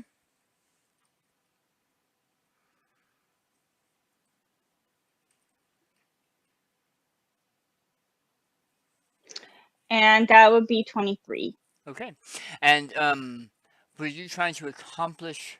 Was this part of something else, or is this you're just trying to seed doubt? It's a attempt to.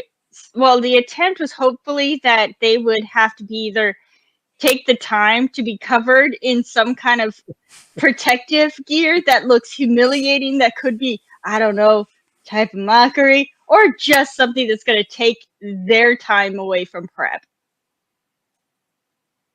That's really mean to do. Yeah, I know. In turn 5 out of 6 that they need. I don't know, someone was tripping someone up. Which is pretty evened out now. There are calls out from the audience, and the judges are kind of talking to each other. And Sid goes, "Okay, fine. We will make them wear gloves."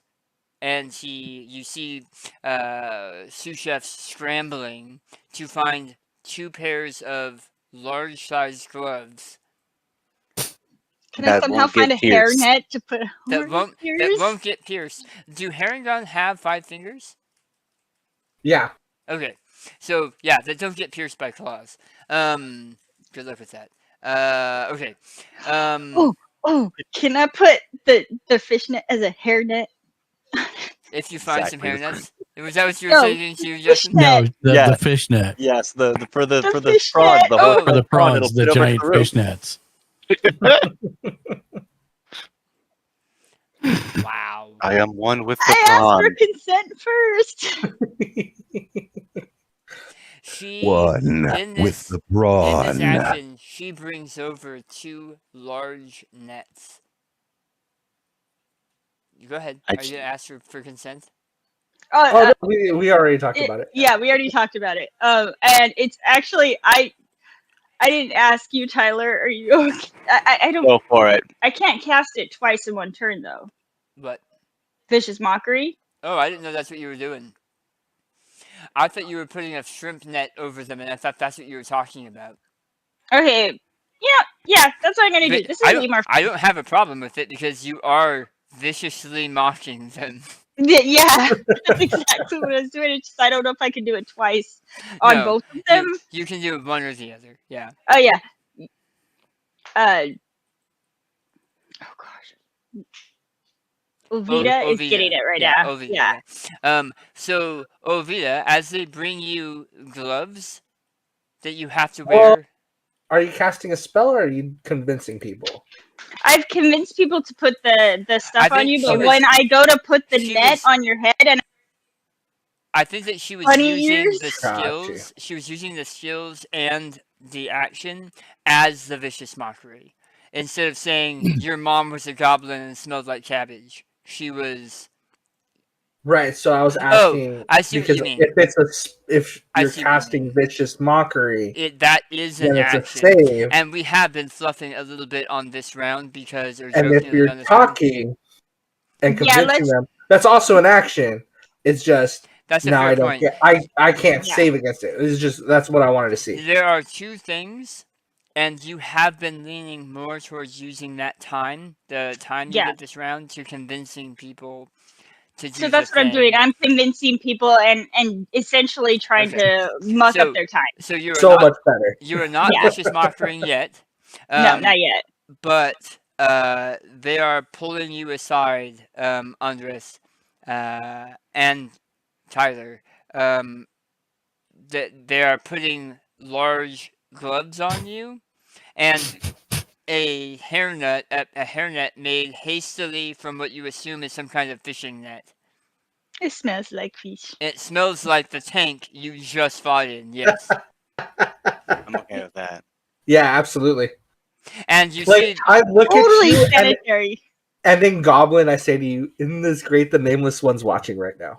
This is awesome. I'm like, I have no idea what he's saying, but he's insulted. I can tell. The I'm judges. just Huge thinking. grins. We have huge grins. Well, like, I'm just thinking of can you marinate rabbit in shrimp?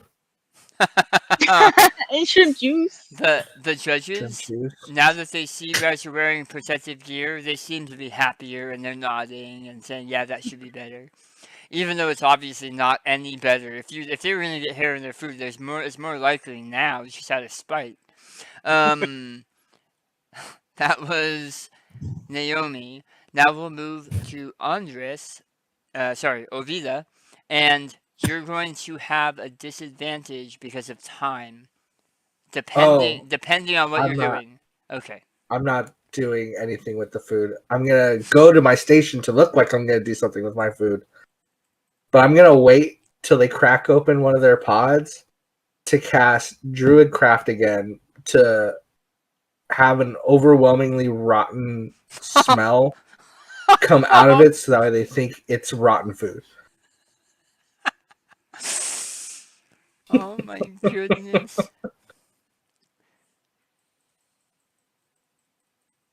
Something wafts across the breeze of the arena past me, and Oh, even I would not eat that. I'm waiting till they crack open Yeah. theirs to do it, but yeah. Okay.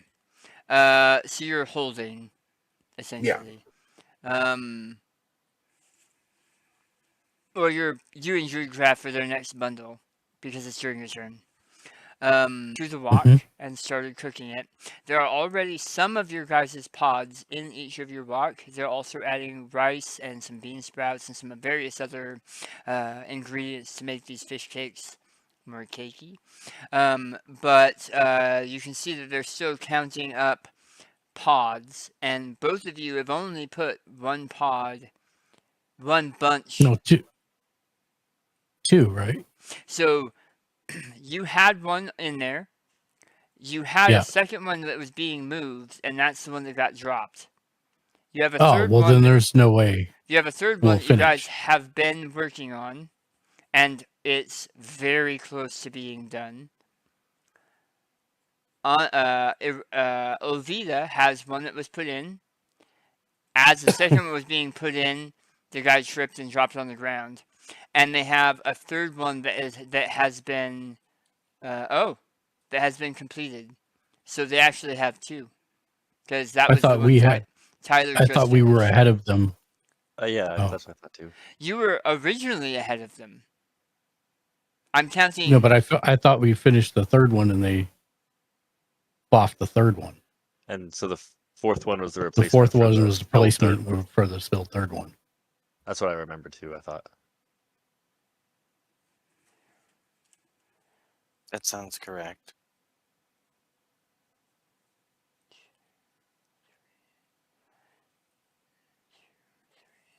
Okay, so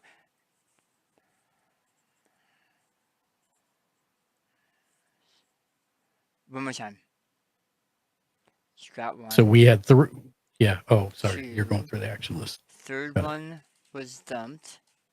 You have been working on the fourth one. Andres had 1, 2, because he had caught up.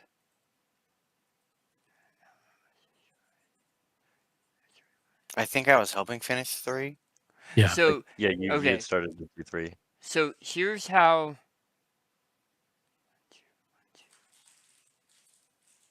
Okay, so Mark has 3 because you're starting the fourth one. Right? Is what you're saying? Correct. Okay. And Team Goblin had a first one done, had the second one dropped, and are working on the third one. No, they should be right behind us. We should both have 2 in the pot, and I stopped the third one from going in and So causing both of them to you- have to get a So 4th. both Yeah. of you stopped the third one. See, that's not what I have written down, but I don't have a problem with that. Yeah. Okay. I think that's where we're at. So both of you are Okay. working on the third one, which is the fourth bundle. Correct. Okay. Okay.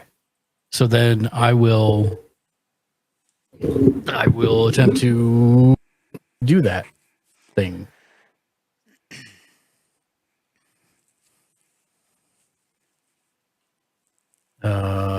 17. Pick red or blue. 17 hits. Pick red or blue. Pick Blue. red or blue. I have to go blue. It's kind of in the brand. Yeah, it's kind of there. Yeah. It has seeped in. Yeah. Oh, that hits. So go ahead and roll damage. Okay. So it's that. So 7 was 3 or 4. No, 4. Okay, so 4 plus 2, 6. And then do you want me to roll an extra one for the knife? So I will in a second, yeah. As you slice into the last set of peed pods for this bundle, Yes. they smell like the corpse flower. Like the scent that blossoms from these bundles feels like it seeps into everything. It's so immediate and so expansive. It's like you were just sprayed in the nostril by a dung flower.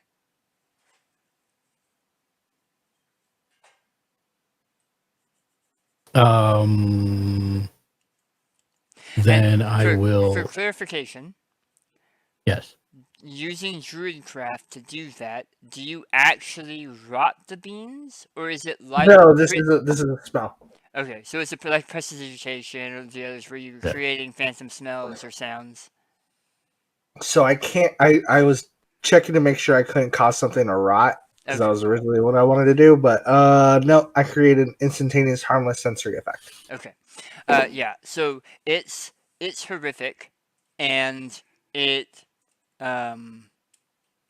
you haven't in your long memory and good memory, remembered a time where you have vomited since you were with your since you were with your master chef, and he made you do it so that you would know what it was like.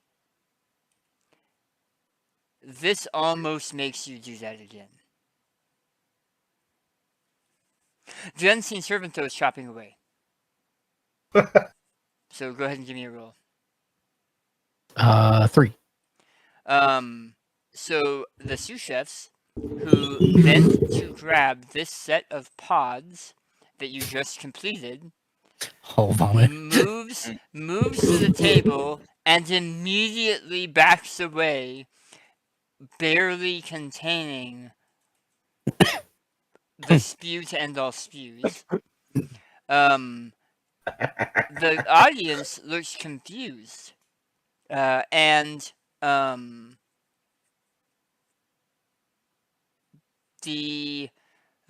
couple other sous chefs come up and they're trying to collect it because maybe there was just a thing, and all of them are stopped about 5 feet away from you and not collecting those pods because the smell is just that horrendous.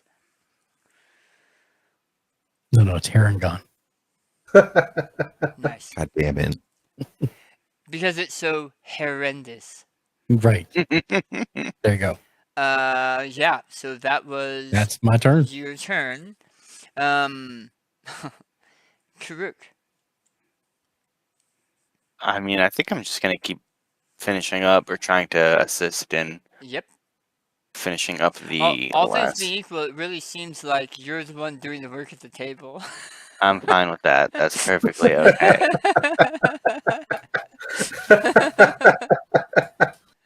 Okay, yeah, I missed. I rolled a 2 on the dice. Yeah, So so the ain't gonna do it. distraction at the other table throws you Uh-huh. off a little bit, and you barely miss taking off one of your nails on your hand as you're holding it.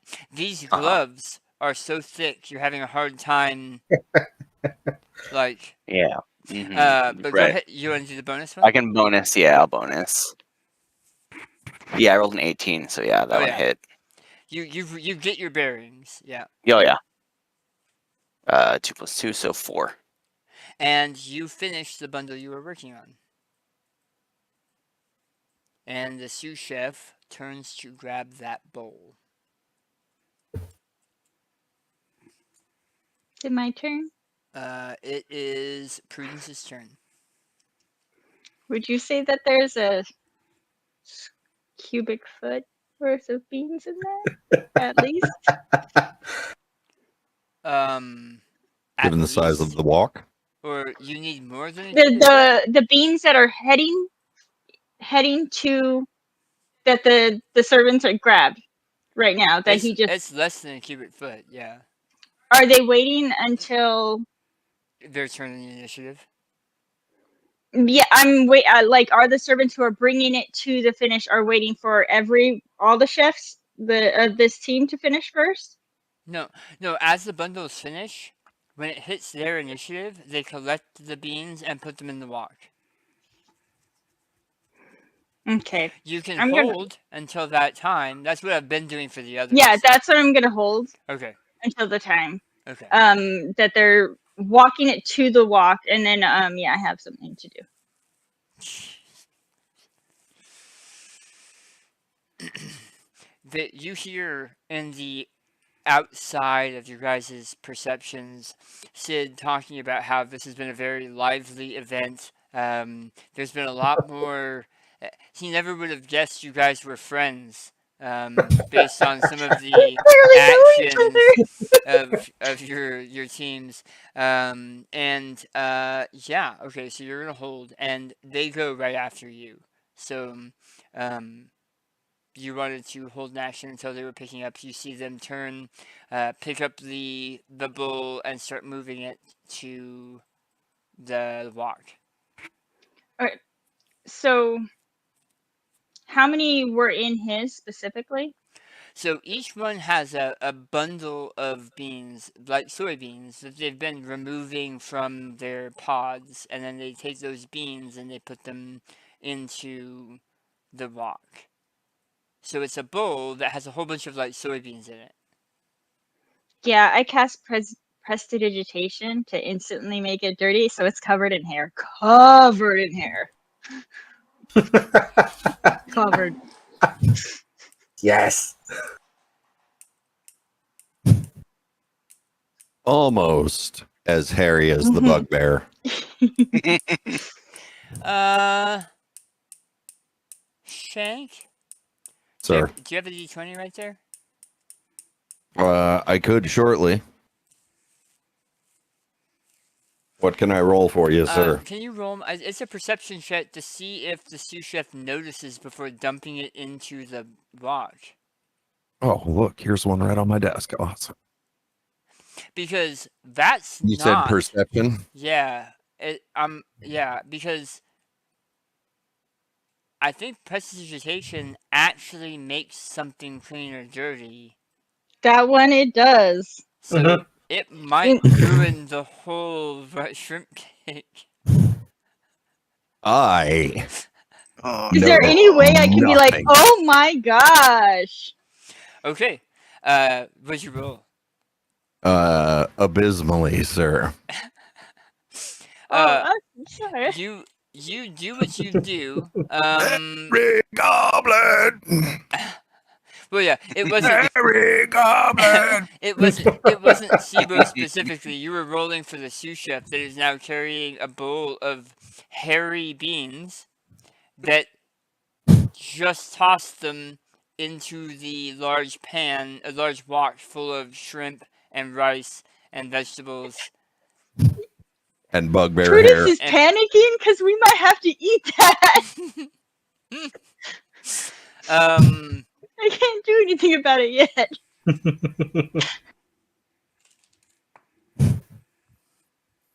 Oh yeah. And suddenly things turned ugly, Francine. It appears that no one has noticed. As you guys continue to cook. So it is now Olvida. And this is the end of round 6. So my original plan was to slip one of my chili peppers into the last of my bean pods. To sneak a chili pepper into our pot. Okay. She already ruined this. So give me a So perception. I'm kind of on the fence of like, what? Give me a perception check, because you may not have noticed that she ruins your beans. Oh, I love having a +5. It's so good. 22. Oh yeah, you totally noticed that she haired up your beans. I'm so happy. I am panicking. I don't want to eat this. Haired up your beans does not sound right. This is mostly a family show, ladies and gentlemen. Mostly.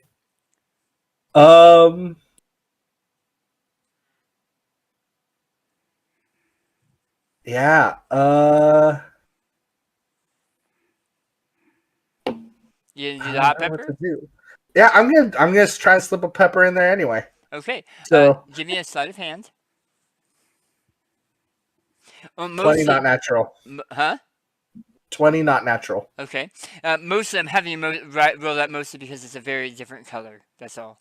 And they well, shoot. Let me mark myself down a pepper. They took your last bundle. It through ways of trickery, the pepper ends up in the pot.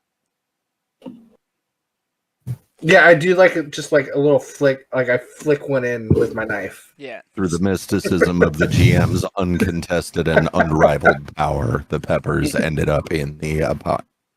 It's only uncontested because I rolled terribly. And they start to cooking. You guys finish just in time.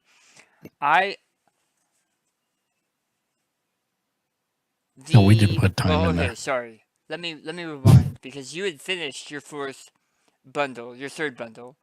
The fourth bundle it brought. It just smelled bad. Right. And because the round came back around, the sous chef that had been there, the smell dissipates, and he gives you a horrific look, Mark, because you couldn't hold in your fart until you were done. Because the smell is gone now, and he grabs the beans, and I mean, a look of total disgust in you as he takes the beans and moves them to the pot. And the last grains of sand fall into the bottom. There's a loud bell, and he said, "Well, this is a first. This is a first, ladies and gentlemen. Both competitors have finished the mise en place of my amazing shrimp cakes. Give us about 5-6 minutes to finish these up, and then we'll dish them out for judging and sampling." And the sous chefs are there. You note, turning things over and cooking it in these big woks. You note that the ones at Team Goblin's wok are looking into it with concern as they're turning it and starting to dice it up. A couple other sous chefs bring out these small bowls that we would say they're like the cardboard bowls you get from like a food truck, but they look like they're made of some kind of leaf. And Sid says, once again, as I'm sure all of you know, they'll be served in our edible masonry.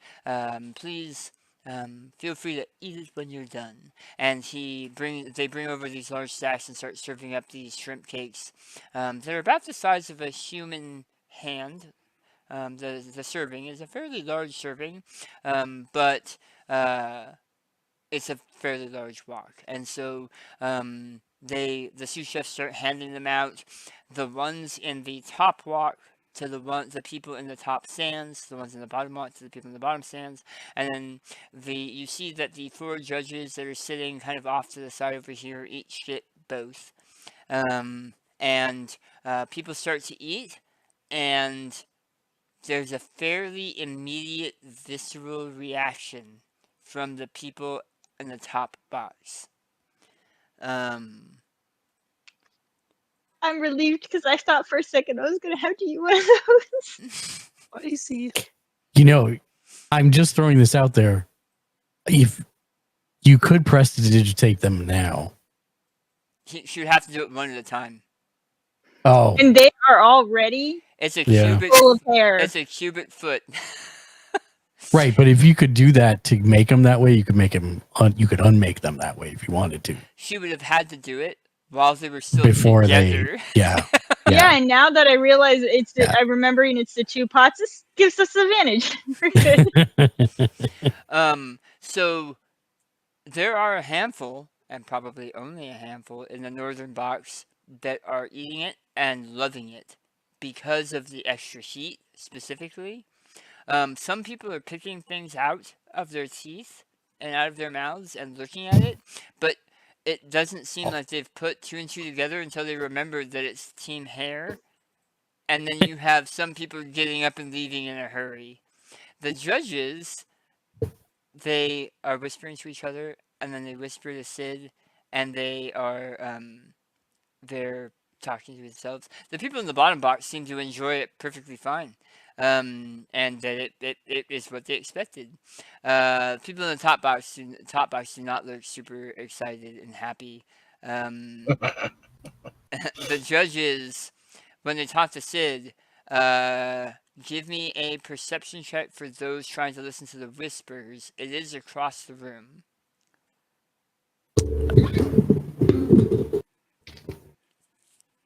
I'm watching their lips.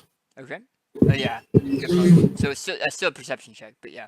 Yeah, it is. I don't hear anything. Did you want to hear what the judges are talking about, Randy? Yeah, let me roll. 16. Okay. 10. 10.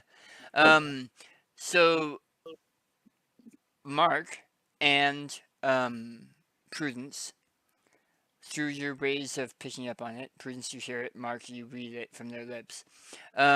You the big thought of the day is that they weren't fast enough to get the equipment onto Irandi and Karuk. Because there are small bits of hair in their shrimp cake. And if they'd been faster, or if they'd thought about it beforehand, it may have prevented this from happening. And they're not sure what Sid added, but it's also very spicy. Of the three judges, one of them loved that. He wasn't a fan of the hair, and there was very little hair in his anyway, but he loved this extra spice and thinks Sid should add that to his menu moving forward. But the other two were like, yeah, no, it was too much for me. The bottom one is what we expected. We like the bottom one. And so when Sid turns to the remaining audience, which is still 75% of who was there originally, he says, ladies and gentlemen, we have a winner. Our chef, New and Prudence. New and Prue, what a team. They have won today's event. And he hands, he'll hand Prue a small bag of coins. Or at least it rattles like coins. And he says, you guys did wonderfully. Wonderful show. I'm sure they'll be talking about this one for a while. And he looks over at Karuk and Ovida and gives you guys finger guns. And says to all of you as you're kind of walking up, he says, you guys really made this a show, and I appreciate that. Go ahead, Mark. No, I'm finished. You did an amazing job of completing the challenge, and that that buys you some respect in my corner. And he hands you small pins that all four of you get small pins that are like a cocktail shrimp size, but they're dry, and it's just the shell. But it's been like dried and shellacked, just like the pepper was. And so you have a pin now that is like a small dried shrimp. That shows that you not only completed the Battle Prawn Challenge, but that you succeeded and did what you were supposed to do. I hope you don't take any offense to this, both of you. And he's a tall guy, but both of you are 6 foot or taller. And he says, I hope you don't take any offense to this, but you probably shouldn't be cooking. Did you get a hair in yours? Well, I haven't eaten any yet, but I definitely could see some, yes. It's good luck if you get hair in yours. I don't know why I didn't think of that. I like you from Lucky rabbit's foot. Lucky rabbit's foot. You need some of my hair in it. So, am I remembering this wrong out of character, Dan? Didn't the winners get the recipe for the shrimp cakes? I seem to have. That was said. He's not making a big deal about that. Yeah, You better make a big deal but about that's that. what No, I'm just saying, as if most people, when accomplishing a challenge or whatever, like the high fives and like the adoration, but don't mention that portion. Right. So that's why I was asking out of character, because if he hasn't by this point, I'm going to say, and the recipe. Oh, yeah, I should have guessed that you'd be one to ask for that. After the games are over, meet me back at my tent at the shop, and I'll make sure that you get your fill of recipes. He's gonna kill me. What it sounds like. You'll get your fill of recipes. I nod. By the way, I also eat one that we made, or that they finished. You fully. Is anyone else trying either of the recipes? Oh, Yeah, the one that we made. Okay. I'm pretty sure I got a hairy spicy one. Yeah, you did. And Sibo, you also did. I'm eating just kind of undaunted. Yeah. Exact same. You know. Yeah. Because it Oh, was one pepper in a very large pot, it's not going to have the same visceral reaction as when you guys were testing them before, but it is still a very spicy pepper in a recipe that did not have those kinds of peppers in it, so it is very apparent. Those of you that tried the other, well, both of them, the shrimp cake itself, you can see why it's award winning. It's good in all the right ways, it's cooked the right way, it has a lot of very specific idiosyncrasies that you would expect and kind of off flavors that you might expect, but that would set it apart if it were being tried with other uh, similar dishes. So you can see why it's award winning.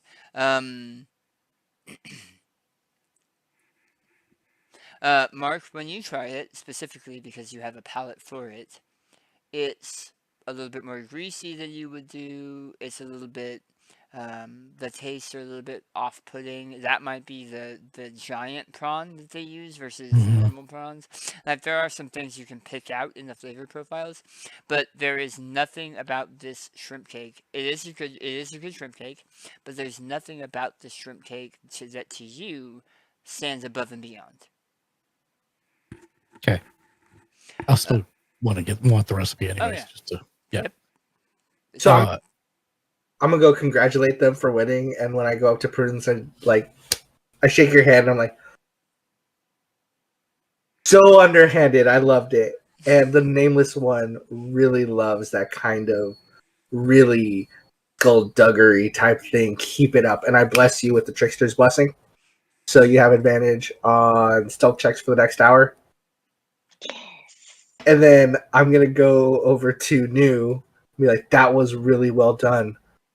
You know what's even better is you'll never know if your cake actually was better than ours because of the hair.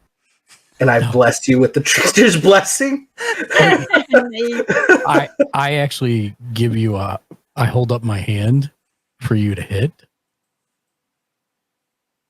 and I high five you, and I say, showmanship is always important. So now you have advantage on stealth checks for the next hour, and Prudence doesn't, because I can only give that to one person. I can do that. I can do that as many times as I want. So I just hand that out. How tricky. That is amazing.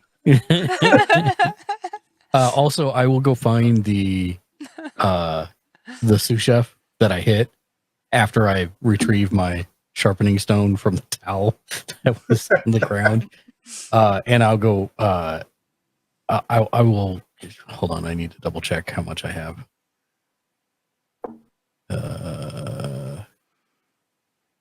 I think I have enough to give him. I'll give him like 5 silver. Okay. And say thank you for being a good sport. Sorry you got roped into our competition. He shakes his head and says, I mean, it's all for the crowd, but I really appreciate it. And he's rubbing his leg like, what is it, Danny Kane from White Christmas? He's rubbing his leg as if it really hurts him. I give him 2 more silver. 7 silver total. Oh, thanks. Thank you. Okay. As you make your way back around the tank, because your passive is so high, yeah, he gets up and walks off. Yeah, of course. Yeah. And you make your way back out front. Sid is packing up his things, and he knows that he has plenty of people to help finish packing up. But he says, "I heard that you guys are doing the hide and seek challenge next. She takes a little bit to set up, so you guys have a little bit of time in between. But they'll sound off the horns again when that one is ready." Thank you for letting us use your kitchen, chef. Of course, chef. That was an amazing show. You guys take care of each other. And then he laughs as he leaves the tent. Were the pins in the bag that he gave me? What? No, bag that he gave them to each of us. Yeah, each of you four Cool. currently has a pin of a smallish resin covered shrimp, Shrimp. and Yeah. one of you also has the same style but a pepper as a pin, and I think that's Ovida. Yep. And because Sibo also has that pin, and yeah. Okay, so as you guys are exiting the tent, what would you like to do? Who was gonna do the hide and seek? The hide and seek is Arandi, Prudence, and Silas, and I think Una. Definitely. But you guys have a little bit of time before that one starts. Cool. So did you want to go out, talk to anybody, investigate anything, or just walk around, get snacks? Yeah, I'm gonna go to the kobold's tent and get Okay. food there. So as you're walking up to the Zungun family seafood, Yeah. you see that they are putting out a fire, and it was in one corner of the tent. It was so one corner of the stall, and they're putting it out, but it caused the stall's right leg to collapse, and so the whole stall is now leaning a little bit to the right. Is it still going? No. They Right, as you okay. walked up, they just finished putting it out, but the right leg had been burnt out, the right leg is burnt and broken, and so the whole stall is a little bit, not enough to really throw anything off, but if you dropped a fruit or a ball or something, it would roll across the floor. Hmm.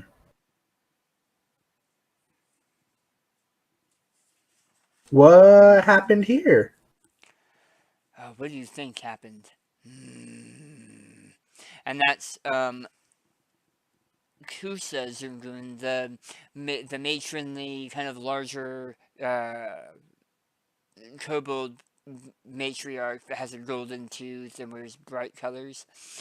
She said they after Gammon brought back our walk, and she points to the walk nearby. They must have come back for revenge. I'm telling you, they're no good.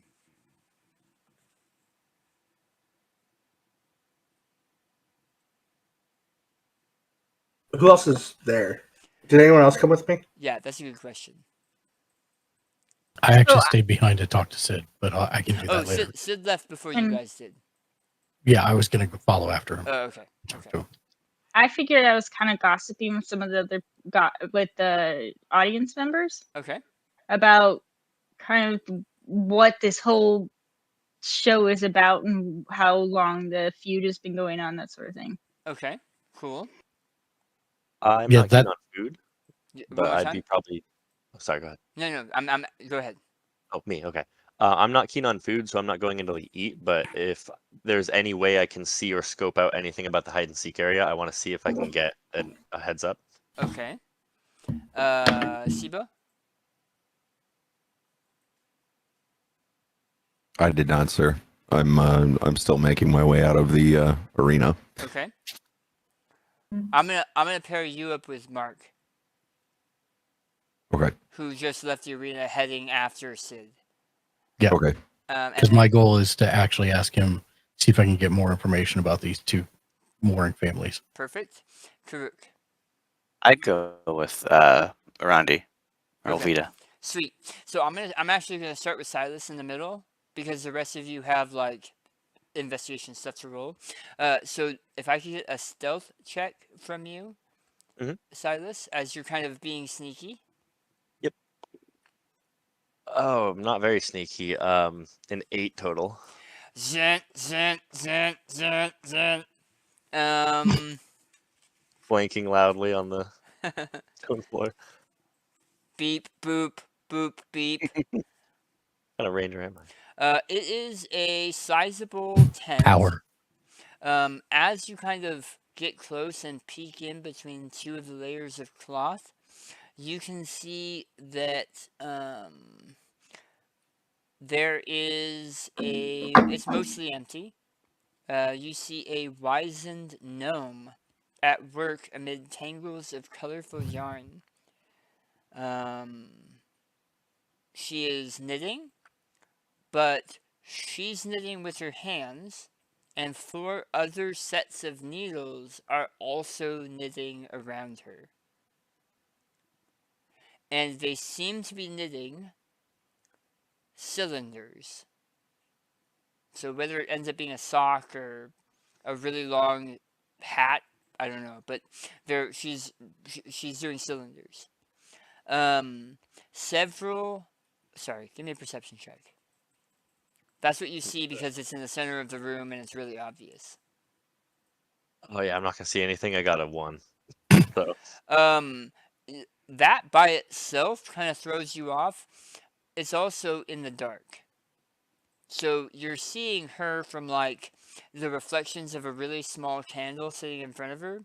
You don't see any of the rest of the room. You guys were told this is a hide and seek challenge, but you're the seekers, not the hiders. And you're not sure what that means. If it's a hide and seek challenge in this tent, and you don't see anything else to hide behind or any walls or anything in this tent, you're left with more questions than answers. definitely. That's about what you glean from your current position. I guess that's what I got then. I'll just probably dip out and not intrude. Okay. Question what I just saw. Okay. Arandi and Karuk. Yeah. Anna Kirk, you're with me. What do you do? What are you thinking? They're putting out the fire, correct? Like it's out. It's out. Like it's still Out. smoking a little bit, but they just finished putting it out, and you can see that like I said, like the stall is tilted just a little bit. I just want to see if there's any way I can help fix the stall. See if that's possible.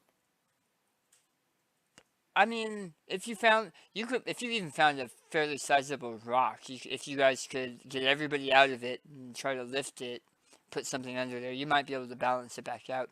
It's damaged. It'll be more than just tonight. Like they'll have to bring stuff back with them tomorrow to truly fix it. But to fix the slant, you guys might be able to do that in 5-10 minutes. So is that what I don't you're? see why not. Is that what you're gonna focus on? Okay. Give me a perception check and a survival check. The survival check is to look for the right kind of stone and the right size of stone. Who did you want to roll what? Well, that is what Karuk set himself Okay. to do. I didn't know if you also wanted to do that or if you had other things you wanted to look into or talk about. I wanted to see if I could spot anything that might give away what caused the fire. Give me an investigation check. Nat 20. A what? Nat 20. Okay. As you are walking through, I'm assuming you walk into the stall. She's not stopping you, and and you are technically acting in her best interest, investigating, right? You walk in, and as you look at the rock that he brought back, you can see that the wood on the handles of the rock has been chewed on, and they're very, very tiny, sharp teeth that have been chewed, like it's chewed on, like you would chew on a pencil. part of the wood of like this leg of the stall that was on fire and burnt a little bit of the area around it. Much of it is burnt, but they had to kick it off, and so it's laying in the grass, smoldering a little bit, and that's part of why the whole stall right now is tilted. Mhm. You go and inspect that, and you're not picking up on any specifics like it was alcohol or a Molotov cocktail or something, right? But you see some of the same gnawing and similar claw marks at the top of that leg. And you see that the burn looks like it might have started up high and gone down, which is not what flames are supposed to do. So something that can breathe fire and carried off this, and then also lit this stall on fire. So probably something that can fly. So like a little familiar, probably. That's my thinking. Mm-hmm.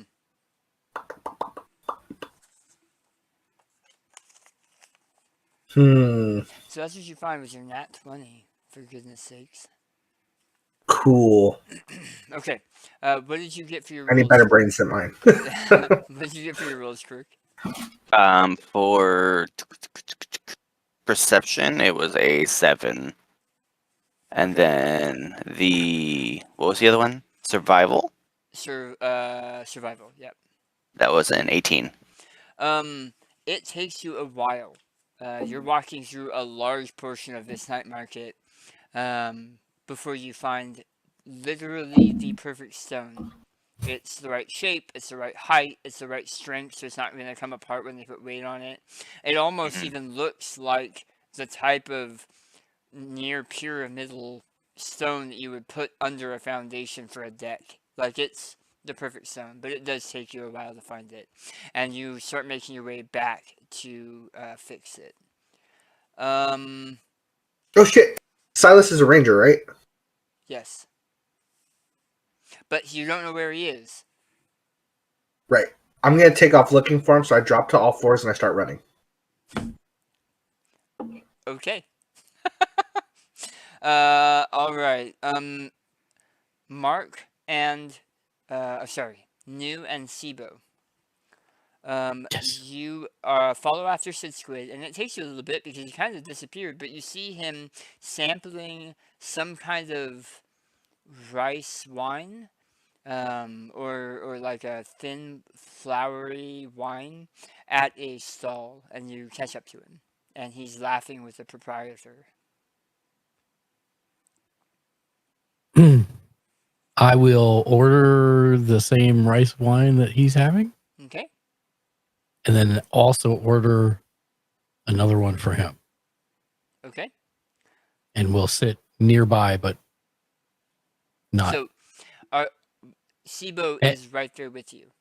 right. And I turned to Sibo and I said, "You'll drink, yes." Grog. Okay. And I order a grog. The proprietor is confused and doesn't know what that word means. She assumes she is a 4 foot, maybe 4.5 foot, blue-skinned humanoid with dark blue hair pulled up in a tight bun. She has bright orange spots like a tree frog, like a poisonous tree frog.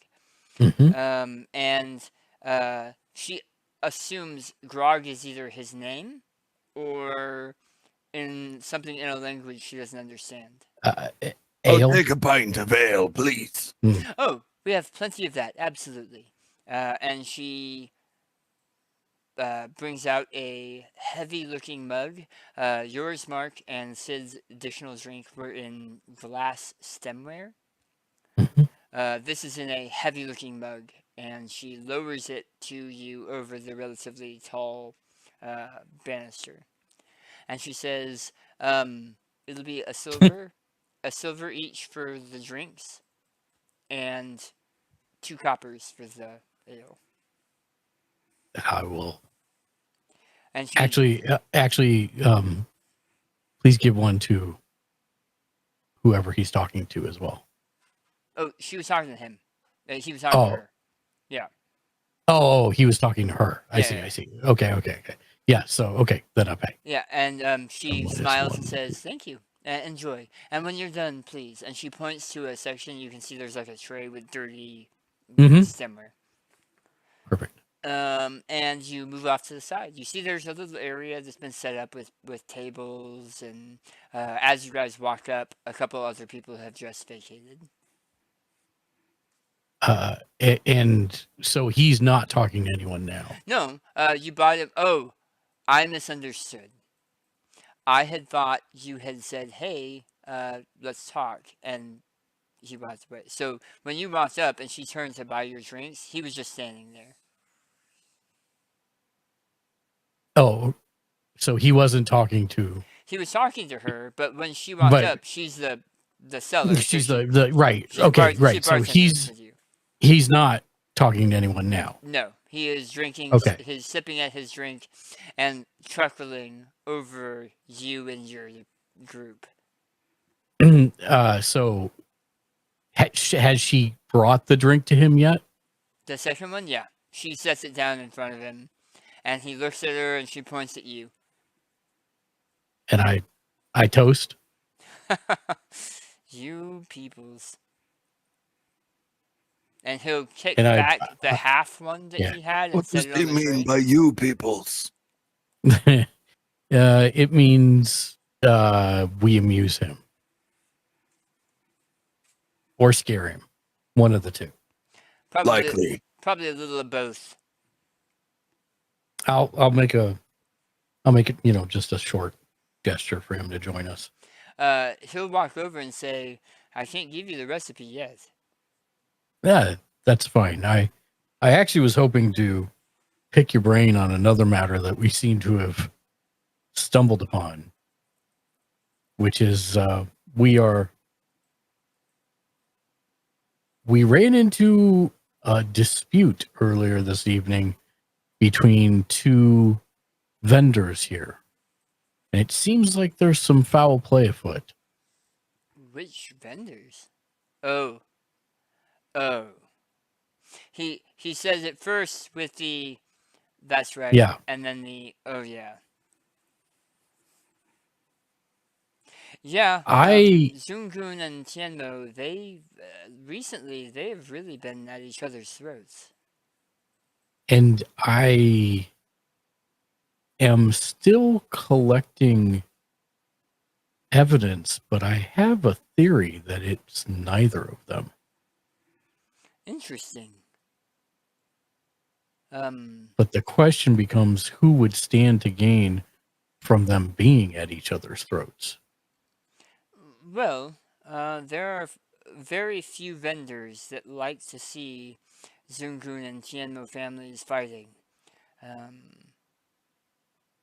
If we could get them into the same place or have them get along, it would ease the strain with the other vendors that currently a lot of us deal with both, and it's really been a hassle. I'm not sure who it might be, but there are other rumors. For example, I heard Kasem talking about buying a family business to run, and that's against market tradition. We are all family businesses. I'm sure you were told that coming in. Mm-hmm. That's just not the way it works, and that's not the way it has worked.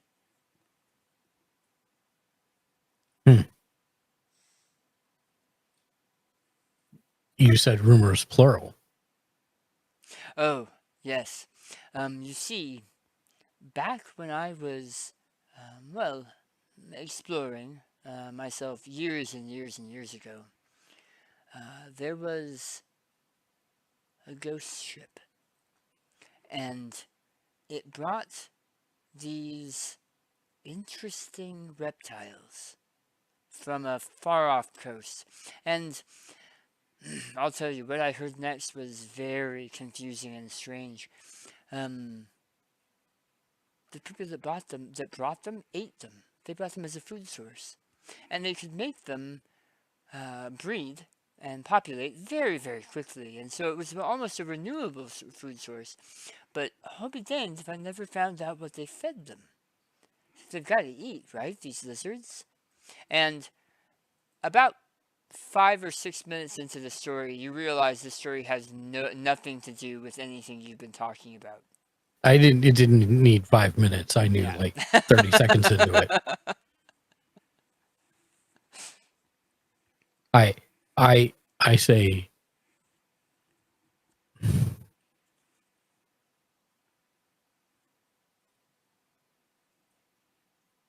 hold on one second. I just had a massive brain fart. Okay, let me ponder this for a minute. Can you come back to me? Yes. Okay. Or does Sibo have anything he wants to Yeah. ask? No, I'm just kind of along for the ride here. Sipping on your ale. I mostly just came for the ale.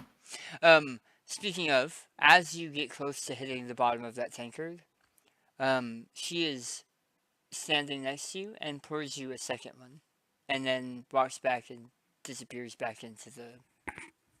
You are too kind. Thank you. I remembered what I wanted to tell him. Okay. I said, yes, my mentor told me a similar story once. He told me about a time that he was on a ship, and it was a dark and stormy night, and all aboard ship was quiet.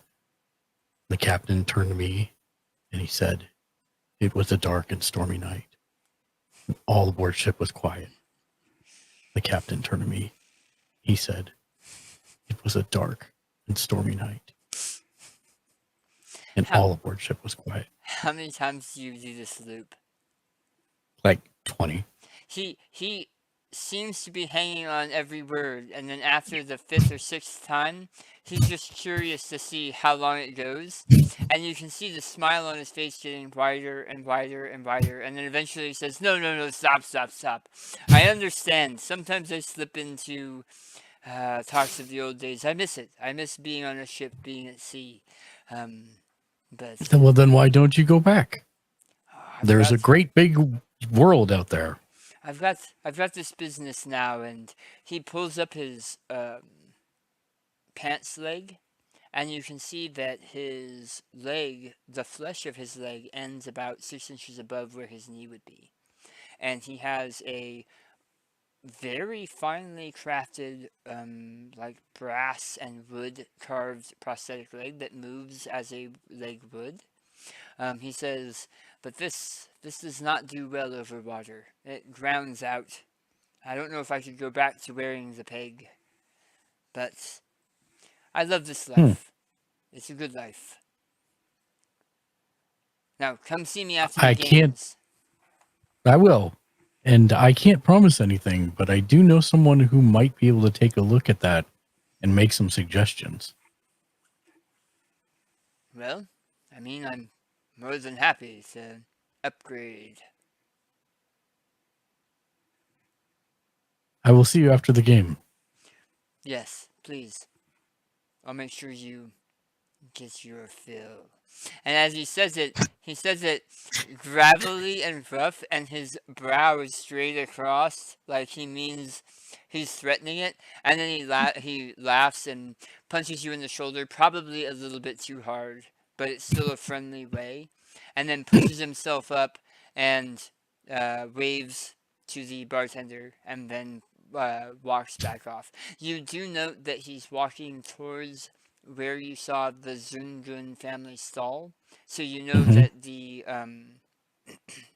the leak, his stall, is probably back in Yeah. that direction. Okay.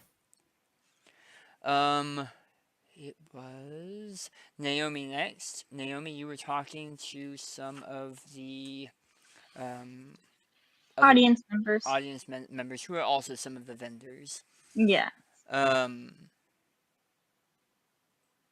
Give me a diplomacy check.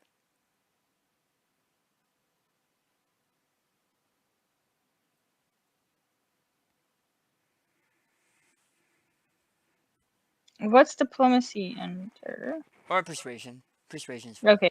Persuasion's fine. I didn't roll great, so it's like an 11. Okay. Most of the people there don't know what you're talking about.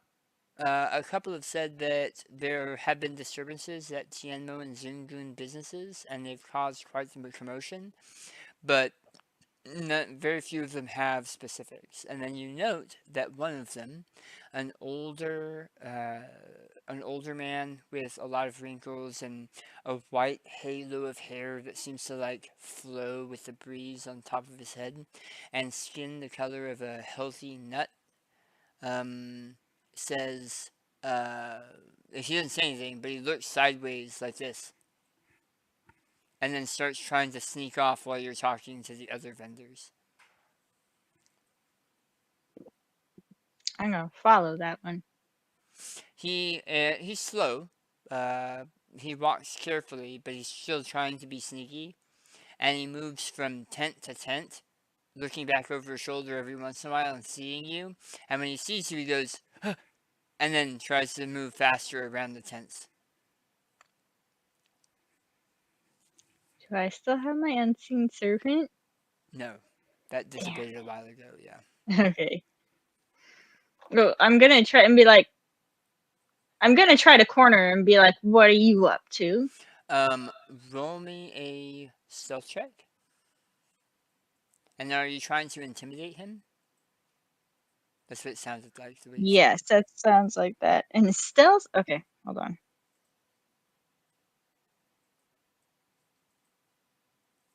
$12 on stealth. it. Okay. And then roll intimidate.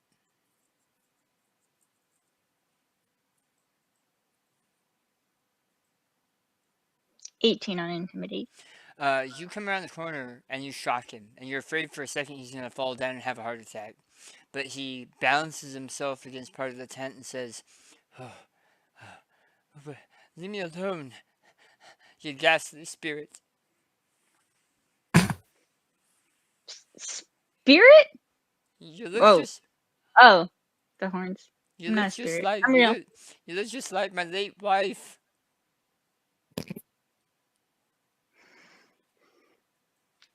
With the Really? with the horns and the goat feet. She was a Oh. demon too. I'm not a full demon. Rude. I'm not a demon. Neither am I. It seems that he thought you said, I'm not a fool, comma space, demon. I know you're not a demon. Then why were you asking about them haunted places? A haunted what are you talking about? Those two stalls, they're haunted. Oh, how are they haunted? I want to make sure I can avoid hauntings. Well, I don't you like know, hauntings. you set them up. You're a demon. Oh, demons can't set up hauntings. That's ghosts. Roll a persuasion check. Okay.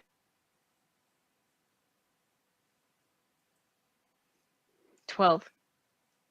I don't know if I should believe you.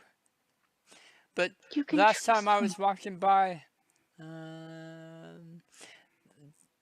Tianmo's noodles, I heard something. It was some kind of sound.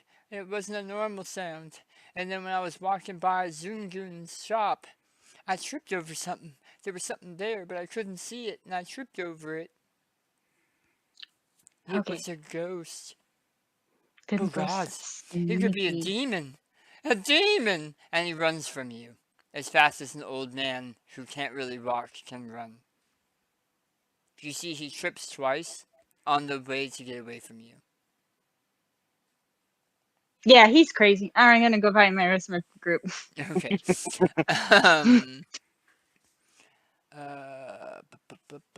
That was you. What are you doing, Silas? After peeking out from the hide and seek area, how far away is that from the cooking challenge? So, that is not the right map. 1 second.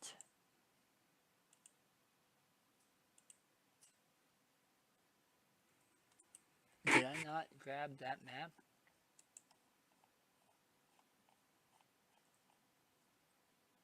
And Dan, I'm not pressuring you. I'm just I know making it's sure late. you know what time it Yeah, is. thank you. I appreciate it. Because I don't want you to die tomorrow. Are you seeing the map? Yes, Yes. night market Okay. map. So this was the Pepper Brothers. Oh, I can't see your mouse yet. Oh, true mice. This is the Pepper Brothers. Yes. This is the cooking challenge. Mhm. This is the hide and seek challenge. Okay. Which direction did the majority of everyone walk off to after the last challenge? Up here in this direction. Okay, so- Tianmo Noodles is right here. Mhm. Wait. Here. Zungun Family Seafood is over here. Okay. And Oh, so they're that's- across the whole thing from each Yeah, other. I thought they were up here, but they're actually here on opposite sides. Oh. Okay. So Because I thought they were just right across the street from each other. oh Okay. no, they have been the two altercations you guys have seen have been right over here next to Tianmo Noodles so far. Yeah. Other than when Ovida found The fire. the fire and stuff, which was over here. You know that you saw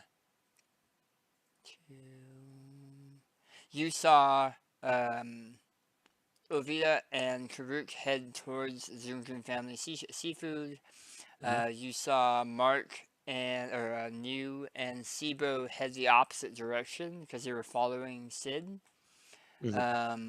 Prue, once you walk by that tent and you see Prue leaving the tent, seemingly chasing after an old man. And I will they make it to about here. Okay. I would definitely head in their direction and try to meet up with Prudence and see what's going on. The nearest commotion, like she's chasing this old man. I'll explain that he seemed interesting, but he's crazy. Thought I was a demon and is tripping over himself, and he thinks it's ghosts. And I'll explain because I completely forgot the name of the two stalls, but Prudence remembered.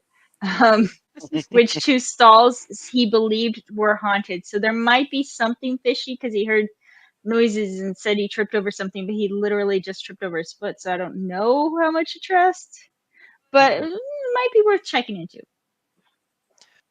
And he said it was the same restaurants that the families were feuding over?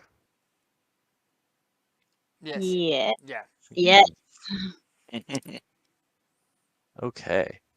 So I mean, I don't think it's actual ghosts, but I'm sure there's something funny going on over there. We kind of knew that though, but worth looking into.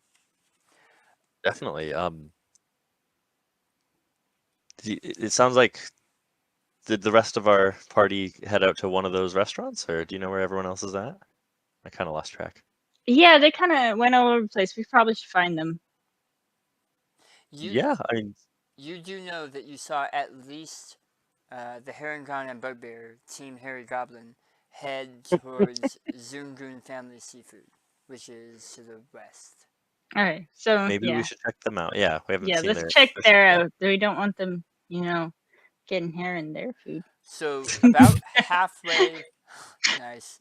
About halfway there, you see a scary sight, which is the Herringon galloping at full speed directly towards you. And Karuk, it's about this time where you make your way back to the stall with your perfect rock. Give me a strength check to lift up the side of the stall. You told them what you were doing, and they moved everything away from that corner, so you should be able. It's now possible. It wouldn't have been Okay. possible normally. 14? Okay. It takes you. You've got to really brace yourself, and you hear the creaking of wood as you start to pull up that corner of the stall and slide the stone underneath that corner. Give me a perception check. Perception? Yeah. Give me 1 second.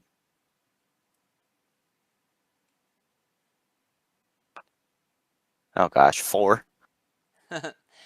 There's something down underneath the stall's edge that looks like it may have fallen or rolled under, but you're not sure what it is, and it Mhm. seemed wet and slimy when you were lifting, just based on the light you could see from underneath it.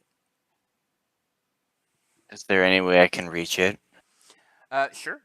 Yeah, you reach under and you grab something that also feels wet and slimy. Hmm. As you pull it out, you see it is 2 separate pieces of peel of some kind of, and you smell it, fruit of some kind. But you're not sure what kind of fruit. And I think it I'm just gonna. doesn't look like it's familiar to this area. Okay, I was gonna hold on to it and I guess go show it to New, see if they recognize it. Okay. And as the Harangon and Silas and Prue start walking back to Zungan Family Seafood, I assume that's where you guys were headed. Mhm. And New and Sibo, where are you guys headed? Zungan? Headed to the third tent. To the- No, to the third, the hide and seek. Then Okay, so there will be a loud horn when that one's ready. You can't head there now, but there will be a loud horn when that one's ready. Yeah. As you guys start heading back towards the main event grounds, and you guys and the rest of you start heading to Zungan Family Seafood, that is where we will stop for the night. Thank you guys very much. This has been awesome. Thank you for being able to shift schedule with me a little bit, because this week has been crazy. Normally, next week would be Kingdom Death Monster, and eventually I do want to get back to Kingdom Death Monster. But we missed the last 2 weeks. I would really love to get caught up. So assuming everybody's cool with it, I'm going to be running this next Monday, a full session. So I should be good for the full session, because I like spending time with you guys, and I like this game, and I appreciate you. Please make sure you How drink dare. water, and I love you guys. And go ahead, Mark. So we will be back. Thank you for watching, everybody. Thank you again, Jimmy Julius, for doing the mod duties. We will be back tomorrow night at 7 p.m. Pacific, 9 Central, 10 Eastern, with Once Human, as we continue our brand new play of the new PvE scenario. So join us for that. We are going to raid out here after the exit video. So let me see who we might go to real quick so I can put the message in chat. Thank you for the kind words, Wolf Gray. Always happy to see you, my friend. I am surprised that, I guess it is 10, a little bit later than normal. So Yeah. I wasn't seeing It's some about of my normal people that half should an be hour on it after this we time. usually run too. Yeah. So I'm just trying to find somebody. Okay, we'll go that direction. We're gonna head over to Peanut Butter Rampage. She's also a Vegas streamer. She's a good friend of the show. She's playing some Monster Hunter, so we're gonna raid out to her. So I'm just gonna put the raid message right now so everybody can copy it. Peanut Butter Ramp. And players, if I could have you hang out until after the raid is pushed, because I've got some notes for us as a group. All right, we're good to go. Thank you for joining us, and until next time, as always, be excellent to each other and game on. Game on. game on.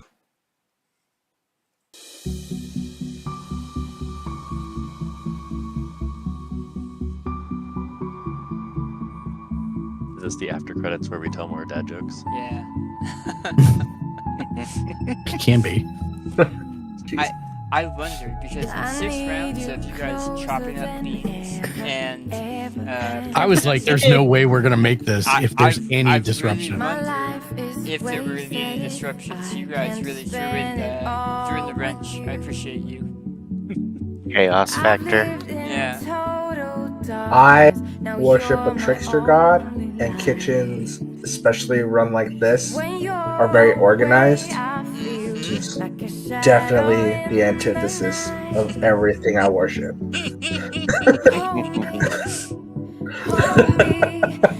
All right, so there was a house painter who was always looking for a way to save a buck. So he would often thin his paint to make it go further.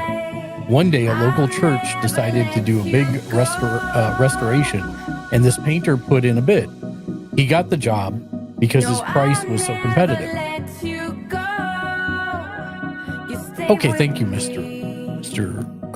thank you, Mr. Creepy Loves Eel Sushi. I got you. Just as he was finishing the job, the painter was up on a scaffold when suddenly there was a horrendous clap of thunder. The sky opened and rain poured down, washing the watery paint off the church and knocking the painter down onto the lawn, surrounded by puddles of thinned and useless paint. Fearing this was judgment from the Almighty, he got on his knees and cried, "Forgive me, what should I do?" And then from the thunder, a mighty voice spoke, repaint and thin no more." I'll never let you go. Wow. No, I'll never let you go. Commitment with the setup is You stay Right? with me. That's a lot of setup. A lot of setup for that. I love, that's my style of joke right there. I applaud you. No, I'll never let you go. You stay with me There we go. until the end of time.